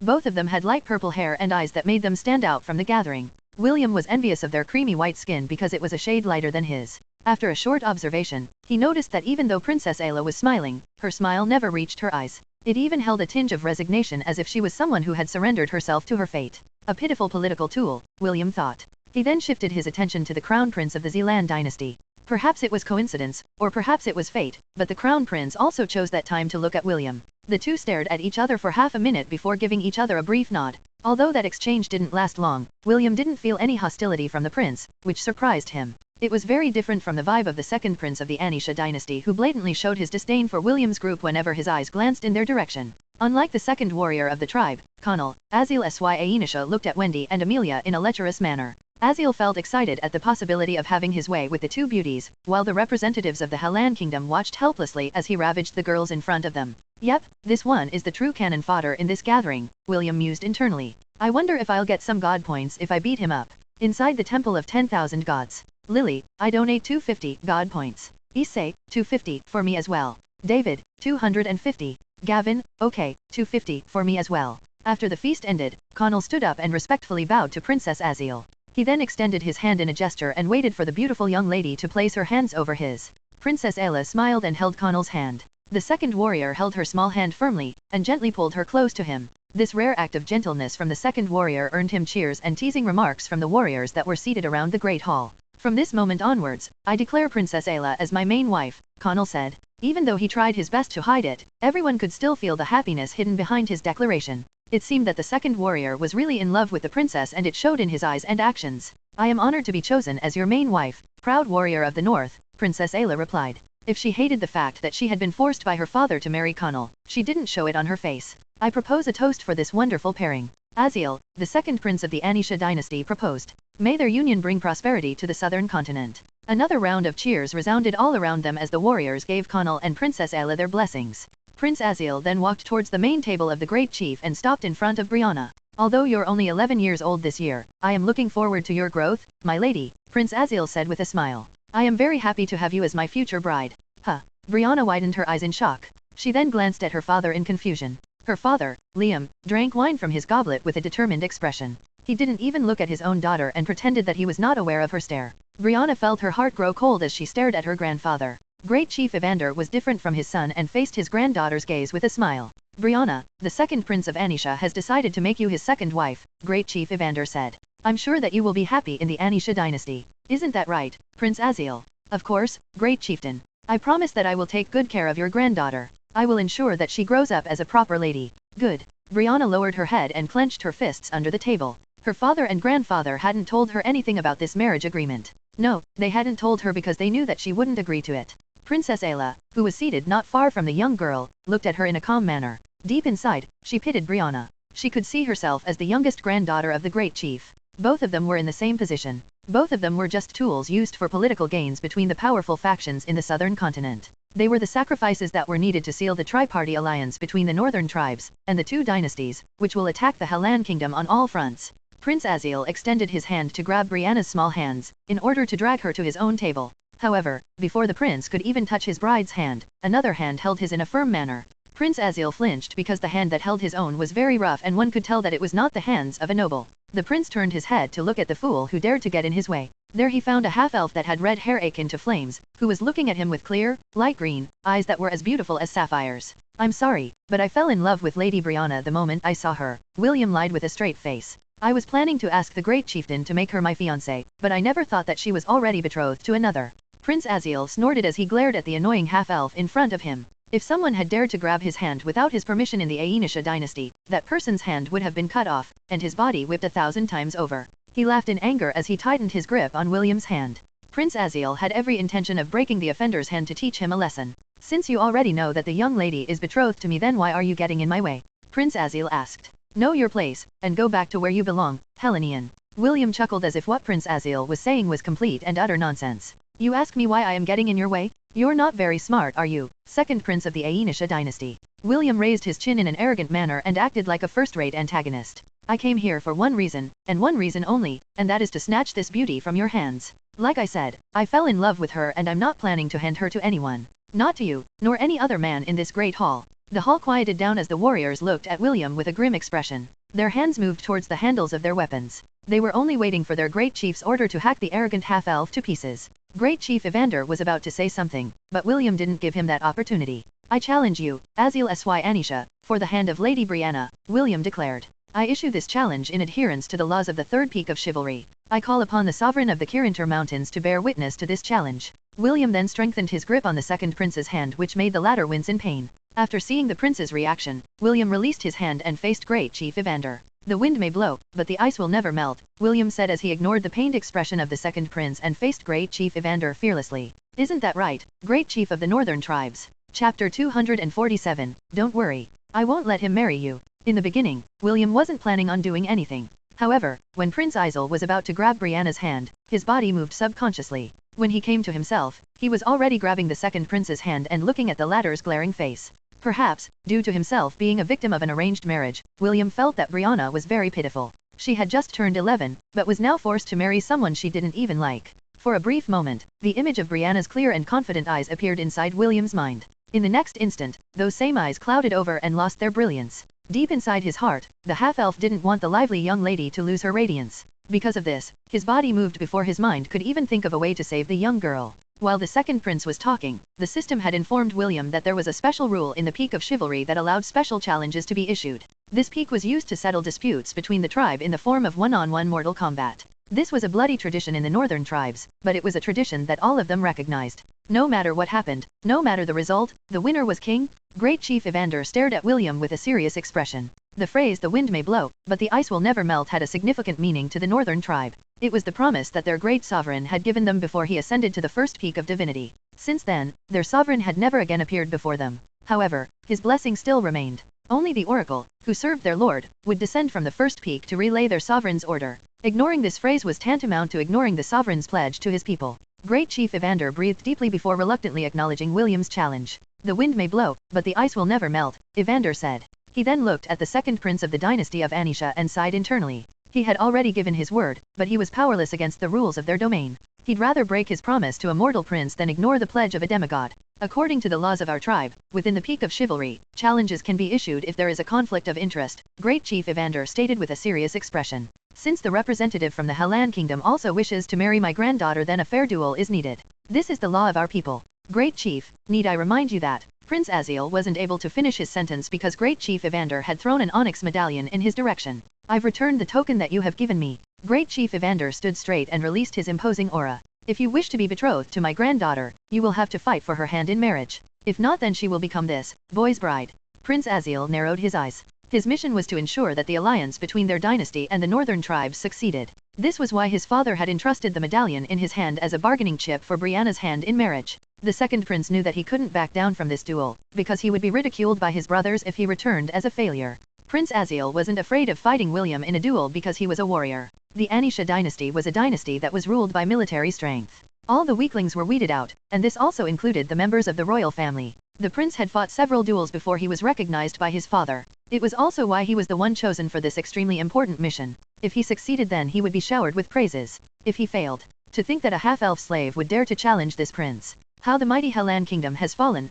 Prince Aziel said with contempt. Tell me, slave, who are you and what is your standing in your kingdom? William shifted his head to the side to look at the glaring prince who was so close to having one of his blood vessels ruptured. William von Ainsworth, William said with a smile. I am the commander of the Second Knight Order of the Hellan Kingdom. William then gazed at Great Chief Evander as he continued his speech. I am the commander of the Angarian War Sovereign. Nice to meet all of you. Great Chief Evander's, Liam's, and Connell's eyes widened in surprise. The warriors that surrounded the Great Hall, on the other hand, started to whisper at each other while glancing at William from time to time. A slave commander. Prince Aziel chuckled. This is the most ridiculous thing that I have ever heard in my life. Very well, I accept your challenge, slave. Prince Aziel stepped forward and looked down on William because he was half a meter taller than the boy. I will ensure that you understand your position in society. I'll trample on your face and use it as a sharpener for my sword. I will make sure that you regret challenging this prince. You know, that is what all the side characters say, William replied. Since you are able to spout this bunch of nonsense, that means that you are just a small fry in the Anisha dynasty. A loud clap resounded inside the Great Hall as William's wooden staff and Prince Aziel's sword clashed against each other. In that initial clash, both men were able to hold their ground. I guess you can back your words to a certain extent, Prince Aziel said. William hummed. However, I'm more handsome than you, so it's still my win. 7 See it N/Felb/N. C/M for L test vels. Keep talking while you still have your tongue, brat. Did anyone tell you that you have bad breath? The two were about to clash again when Great Chief Evander clapped his hands to put a stop to young men who were very close to fighting inside the banquet hall. Since the two of you are going to fight, we will relocate to the arena of chivalry, Evander declared. All the warriors of the northern region will witness this battle. Do your best and show us the might of the Hellan kingdom and the Anisha dynasty. Prince Aziel snorted and backed away. He returned to his table in a bad mood. Don't worry, William said as he patted Brianna's head. I won't let him marry you. William didn't wait for Brianna's reply and returned to his table. As soon as he arrived, Sir Jerkins dragged him to the side and talked to him in hushed whispers. Why did you do that? Jerkins inquired. We are already in a precarious situation. We might not even be able to leave this place if the tribes have really allied with the two dynasties. William patted the ambassador's shoulder. It is because we are in this precarious situation that we must show our strength. If the warriors of the northern tribe recognize our valor, they will be less willing to put us under house arrest. The half-elf gave the ambassador a refreshing smile as glanced in the direction of the second prince of Anisha. Besides, wouldn't this be a good opportunity to kill a prince? Once he's dead, the Anisha dynasty and the northern tribes will end up in conflict. Isn't this a good thing for us? Sir Jerkins quieted down for a few seconds. He never expected the young boy in front of him to be resolute in taking down a prince from the neighboring dynasty. After organizing his thoughts, he finally asked the most important question. Can you beat him? William smiled. I have no choice but to beat him. If I don't beat him, we will have no chance of leaving this place alive. William didn't lie. Right now, they were deep inside the enemy's territory. The only way for them to survive was to create as much chaos as possible and break the tri-party alliance that had been formed between the two dynasties and the northern tribe of the Kirinter Mountains. Chapter 248, Lightning God War Art, 8th Form. The feast ended abruptly as everyone headed towards the arena of chivalry. This was a giant pit located in the third peak of chivalry where duels were held. The arena was half a kilometer long, and felt very ancient. There was a carved statue of a humanoid goat with wings that towered over the far end of the arena. William assumed that this was the image of the sovereign of the Kirinter Mountains that the tribes worship. The half-elf had changed attire and wore a white and red robe with a hood. Currently, William was not using the hood, so it lay harmlessly on the back of his neck. He was holding the wooden staff in his hand and stood in the center of the arena. Aziel was wearing a full set of black and gold lightweight armor. The Anisha dynasty was a dynasty of warriors. They had very few magicians, but they had 2 sword saints among their ranks. They also had an ant queen myriad beast guardian that ensured that their territory wouldn't be conquered by anyone. The spectators stood along the sides of the huge pit and looked at the 2 warriors with interest. All of them disliked William and hoped that Prince Aziel would wipe the floor using the arrogant half-elf's face. Sir Jerkins, and the other representatives of the Hellan Kingdom, had grim expressions on their faces as they watched the battle from above. Brianna, who was the prize, sat beside her grandfather with her hands clasped together. It was as if she was praying to the sovereign of the Kirinter Mountains for William's victory. The Crown Prince, Prince Alaric, and Princess Ayla, sat beside each other as they, too, waited for the start of the battle. In the depths of Princess Ayla's beautiful purple eyes, a rare feeling of admiration and envy welled up.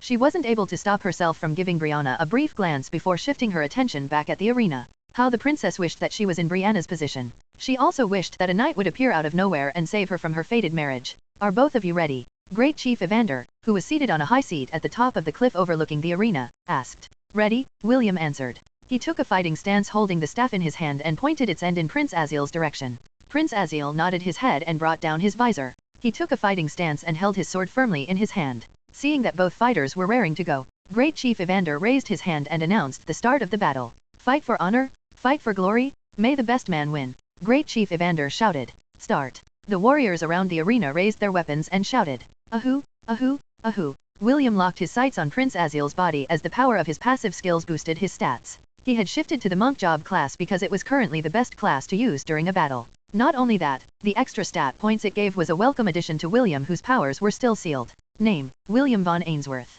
Race, half-elf. Health points, 7,500/7,500. Mana, disabled. Job class, Shepherd, LVL 30. Subclass, Monk, Max. Strength, 55, plus 45. Agility, 50, plus 20. Vitality, 30, plus 35. Intelligence, 60, plus 20. Dexterity, 45, plus 50. Titles, Giant Slayer. Friendzoned. Domain Master. Both fighters took a step forward and charged at each other. Prince Aziel suddenly increased his speed and instantly appeared 5 meters in front of William. The second prince was known for his uncanny ability to easily unleash a flurry of sword strikes that rendered his opponent in a helpless state. He was using a long, silver, saber sword that was slightly longer and bigger than the normal saber sword. Although it looked heavy from an outsider's perspective, for the prince, it was as light as a feather because it was a soul-bound weapon that was especially made for him by the Grand Master Blacksmith of their dynasty. It was a sword that could easily slice through steel armor, as if it was made from tofu. Prince Aziel sneered in his heart. His plan was to cut the half-elf's arms off before torturing him. He would mutilate William's face until even his family wouldn't be able to recognize him anymore. After that, he would chain him up and bring him back to the palace and have him live as a chained dog for the rest of his life. The sword blade blurred as the strike reached its designated target. William raised his staff in an attempt to block it, which made the smile on Prince Aziel's face widen. He disdained the half-elf for even attempting to use a useless staff to block his sword. He looked forward to seeing his future slave's expression when the weapon in his hands was cut into pieces. Unfortunately, what happened next made the smile on Prince Aziel's face stiffen. The staff that he had thought would be cut in half successfully blocked his attack and was even about to fall on top of his head. The prince hurriedly jumped to the side to dodge the unexpected counterattack from his opponent. However, William was hot on his heels. Relentless Dragon Rush. William roared as he sent a flurry of thrusts aimed at Prince Aziel's head, neck, chest, eyes, and shoulders. The prince hurriedly parried the attacks he could, and dodged the others. Prince Aziel took several steps back in order to gain distance from the opponent that he had only considered to be a fool for challenging him in a duel. Forced into a corner, Prince Aziel shouted and released his sword aura. The sword in his hand extended and turned into a giant silver snake that forced William to stop his assault. After finally taking a breather, Prince Aziel's face within his helmet reddened in anger and shame. For him to be forced to use his sword aura and intent first made his killing intent explode from his body. I'll kill you. Prince Aziel roared and thrust forward. The giant silver snake hissed and charged towards William with rage. This time, the situation was reversed. It was now William's time to retreat as the snake mercilessly hounded his heels. Come, Solile. The ring on William's hand transformed into a golden spear. He had already stored his wooden staff and now held the spear firmly in his hands. Right now, it was noontime in the Kirinter Mountains. Although the temperature was freezing, the sun shone in the sky like a king watching gladiators battle to entertain him. The spear in William's hand started to get warm, which caused steam to rise from its handle and blade tip.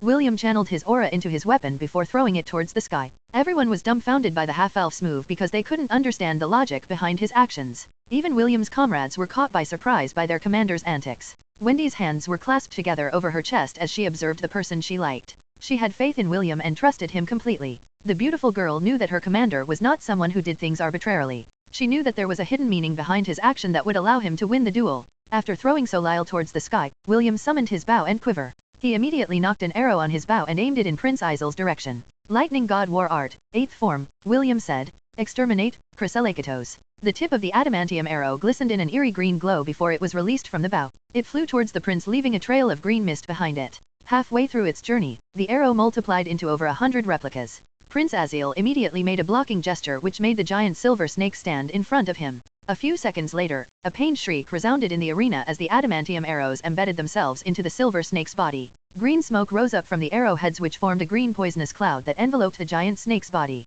Prince Aziel hurriedly dropped the sword in his hand and ran away from the poisonous cloud. As a member of the royal family, he was well versed in using poison, because it was the most effective way to eliminate his opposition. His instinct told him that the poison was very potent, so he didn't hesitate to drop his weapon to retreat. Unfortunately, William's lightning god war art lasted for a full minute and the half-elf had sent another barrage of poisonous arrows in his direction. Out of desperation, Prince Aziel raised the onyx medallion that he had given Great Chief Evander before, in order to save his life. Heed my call and come to my aid. Prince Aziel shouted. Come forth, blood-eyed torment ant soldiers. The onyx medallion shone and 3 2-meter-tall ant-type beasts emerged in front of Prince Aziel. The rain of arrows fell upon them, and the ants gave out pained cries as they were hit by the holy arrows that were coated in powerful poison. The ants fell on the ground twitching, but Prince Aziel paid them no mind. The most updated envels are published on n0velbjn.co/m. He summoned 6 more blood-eyed torment ants and ordered them to attack William. Once again, these ants died in William's hands, but Prince Aziel kept on summoning more. It was as if the medallion's ability to summon was unending. Great Chief Evander looked at the onyx medallion in regret. If only William hadn't interfered with his plans, the medallion would have been his. The blood-eyed torment ant soldiers were only grade D beasts, but they were numerous. After summoning over 100 beasts, the effect of William's lightning god war art expired and he no longer shot any more arrows at his enemy. Seeing that the half-elf had run out of steam, Prince Aziel laughed and raised the medallion once again. Show him no mercy? I summon you, Grim Nightmare Ant Commander. A 4-meter-tall silver ant with green eyes materialized in front of Prince Aziel. The Grim Nightmare Ant Commander's bloody red mandibles opened wide to let out an ear-piercing shriek. It was its war cry and acknowledgement to its master's command to kill the enemy in front of it. William narrowed his eyes as his appraisal skill identified the latest goon that the prince had summoned to end his life. Grim Nightmare Ant Commander. Colony Commander. Threat level, S, mid. Centennial Beast. Cannot be added to the herd. Chapter 249, Duel's End. William wasn't able to read the rest of the information of the Centennial Beast in front of him because it gave him no time to do so. After screeching, the Centennial Ant fired an acid spray in William's direction. The ground he was standing on a while ago melted into a puddle of acid. Since it was an AoE attack, William wasn't able to prevent himself from getting grazed by the acid on his shoulder and legs. Fortunately, William had coated his body with his aura, but he still suffered second-degree burns from the acid spray. He was, after all, fighting against a Centennial Beast that was way out of his league. Name, William von Ainsworth. Race, half-elf. Health points, 4,500/7,500. Mana, disabled. Just a graze and I received this much injury, William thought as he distanced himself from the giant ant who was now running towards him. If that thing hits me directly, I'm doomed. Smoke rose from the injured area of William's body as he dodged the ant's relentless attacks. Initially, he thought of attacking Prince Aziel, but the latter had summoned dozens of blood-eyed torment ant soldiers to protect him. The prince currently had a gloating expression on his face as he looked at the pitiful half-elf. Host, it is going to fire another acid spray. Yin-Yang Cauldron. William shouted and a cauldron materialized in front of him. It enlarged itself and formed a shield in front of William. The acid spray landed on its surface, but the cauldron remained intact. Wendy and Amelia breathed a sigh of relief after seeing that William was safe. Their hearts were beating wildly inside their chests in anxiousness for the boy's safety. To William's surprise, the cauldron even absorbed the acid spray and stored it inside its storage space meant for ingredients. The half-elf decided to use the acid to his advantage and ordered the cauldron to spray the acid back. However, his target was not the Centennial Beast in front of him, but the prince that had surrounded himself with soldier ants. Aziel immediately ordered the ants around him to form a meat shield to protect him from the acid spray. The dozen of ants melted as soon as the acid landed on their bodies, but their mass was enough to protect the prince who hid behind them. If one is not enough, then have a couple more. Aziel screamed in fury. Hear my call? Grim Nightmare Ant Commanders. 2 more Centennial ants appeared in the arena. The combined pressure of the 3 Centennial Beasts made the warriors look at them solemnly. William still had a calm expression on his face, but that was because his consciousness was elsewhere. He had assigned the system to temporarily control his body while he negotiated with someone inside his 1000-beast domain. Ha ha ha, you stupid elf! You finally made your appearance.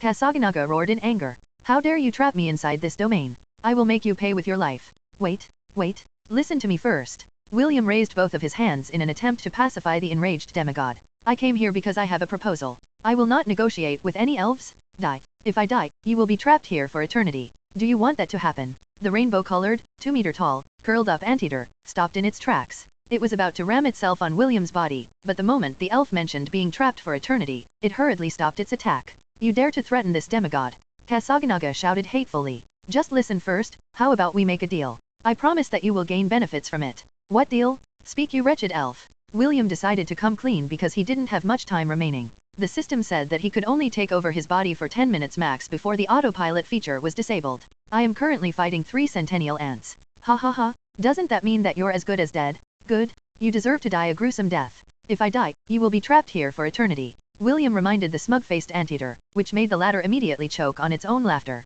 The two of us started on the wrong foot, but let me tell you one thing, William said after taking a deep breath. I am not an elf. I am a half-elf. You're still half an elf. The Kasaganaga didn't want to compromise. Although it knew that half-elves were also treated badly by the elves, its long imprisonment made it hate anything that had an elf attached to it. You hate the elves, right? I mean, I also resent them to a certain extent because they forced my mother and I to be separated, William explained. The Kasaganaga paused and looked at William with a serious expression. As a demigod, it had the power to see through all lies and deceit by mortals. No mortal on Hestia could lie to a demigod and think that they could get away with it. William then hurriedly narrated the story about how his father saved the Silver Moon continent and sacrificed himself to save the World Tree. However, some of the elders of the Elven Council still hated William's father because he had made the Saintess his wife. HMP? Even after thousands of years, those hypocrites are still hypocrites. The Kasaganaga stomped the ground with its little foot in anger. I'd like to tell you more, but I don't have much time left, William said anxiously. Right now, I need your help. Please, help me.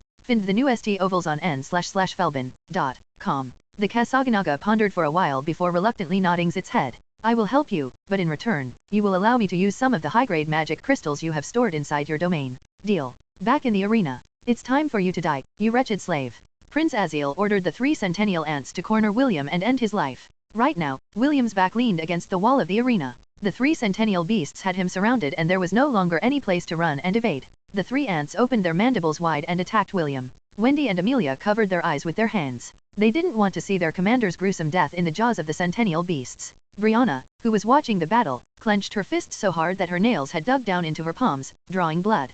Princess Ayla sighed internally as she averted her gaze. She knew that the battle was already at its end, and she didn't want to personally witness the death of a brave young man who only wanted to save the damsel in distress. It was at that moment when a loud and arrogant voice echoed inside the arena. I'm rolling. A 2-meter-tall, rainbow-colored wrecking ball slammed on the face of one of the centennial ants. After hitting its target, it bounced towards the other ant and hit its head as well. Naturally, it didn't end there and it hit the head of the remaining ant that had a look of surprise on its face. Although the Kasaganaga was only a Class C beast, it was still a demigod and the bane of all ants. Its attacks, no matter how weak it was, would always give the maximum damage towards all kinds of ants which were its food. The 3 centennial ants collapsed on the ground, shrieking in pain. The rainbow-colored anteater uncurled itself and a long, elongated tongue extended from its snout. The tongue wrapped around the body of one of the ants and pulled it towards the anteater. The centennial ant struggled helplessly but it was of no use. Faced with the bane of its existence, all of its attempts to break free were futile. Nom nom. The ant was devoured by the smaller anteater as if it was nothing. It was akin to a goldfish eating a baby shark, but the irony was, there was still room to spare in its stomach.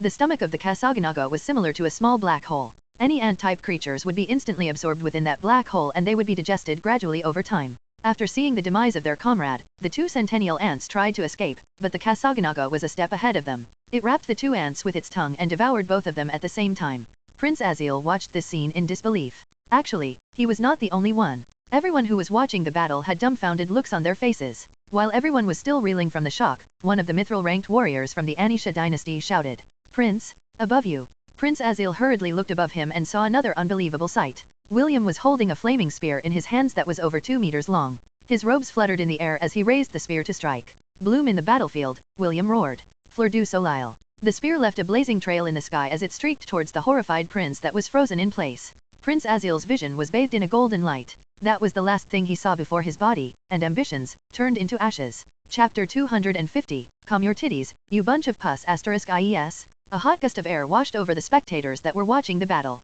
The enchantment that was placed on the arena of chivalry had activated and prevented the roaring flames from going outside the confines of the arena. Jerkins clenched his fist as he exclaimed in both shock and happiness at William's firm stance when it came to killing the second prince. Good job, boy. Good job. Jerkins gritted his teeth as the blood boiled inside his body. He wished he could do the same and massacre the other representatives of the Aenisha dynasty, but he was more of a scholar than a warrior. The flames of Soleil rampaged as it tried to break free, but the powerful enchantments of the arena kept it in place. Soon, the flames subsided and only a golden spear, firmly embedded in the ground, could be seen where the second prince of the Anisha dynasty once stood. Great Chief Evander, and the rest of the warriors, had solemn expressions on their faces as they looked at this scene. Their gazes shifted from the spear stuck in the ground to the boy that was slowly descending from the sky. Ding! Hidden quest cleared. Beat the second prince of the Aenisha dynasty. Reward, 1000 God points. The red-headed boy was surprised when the series of notifications appeared on his status page. Although he wished that he would gain points in defeating Prince Aziel, he didn't expect that a hidden quest would be triggered after he successfully killed him.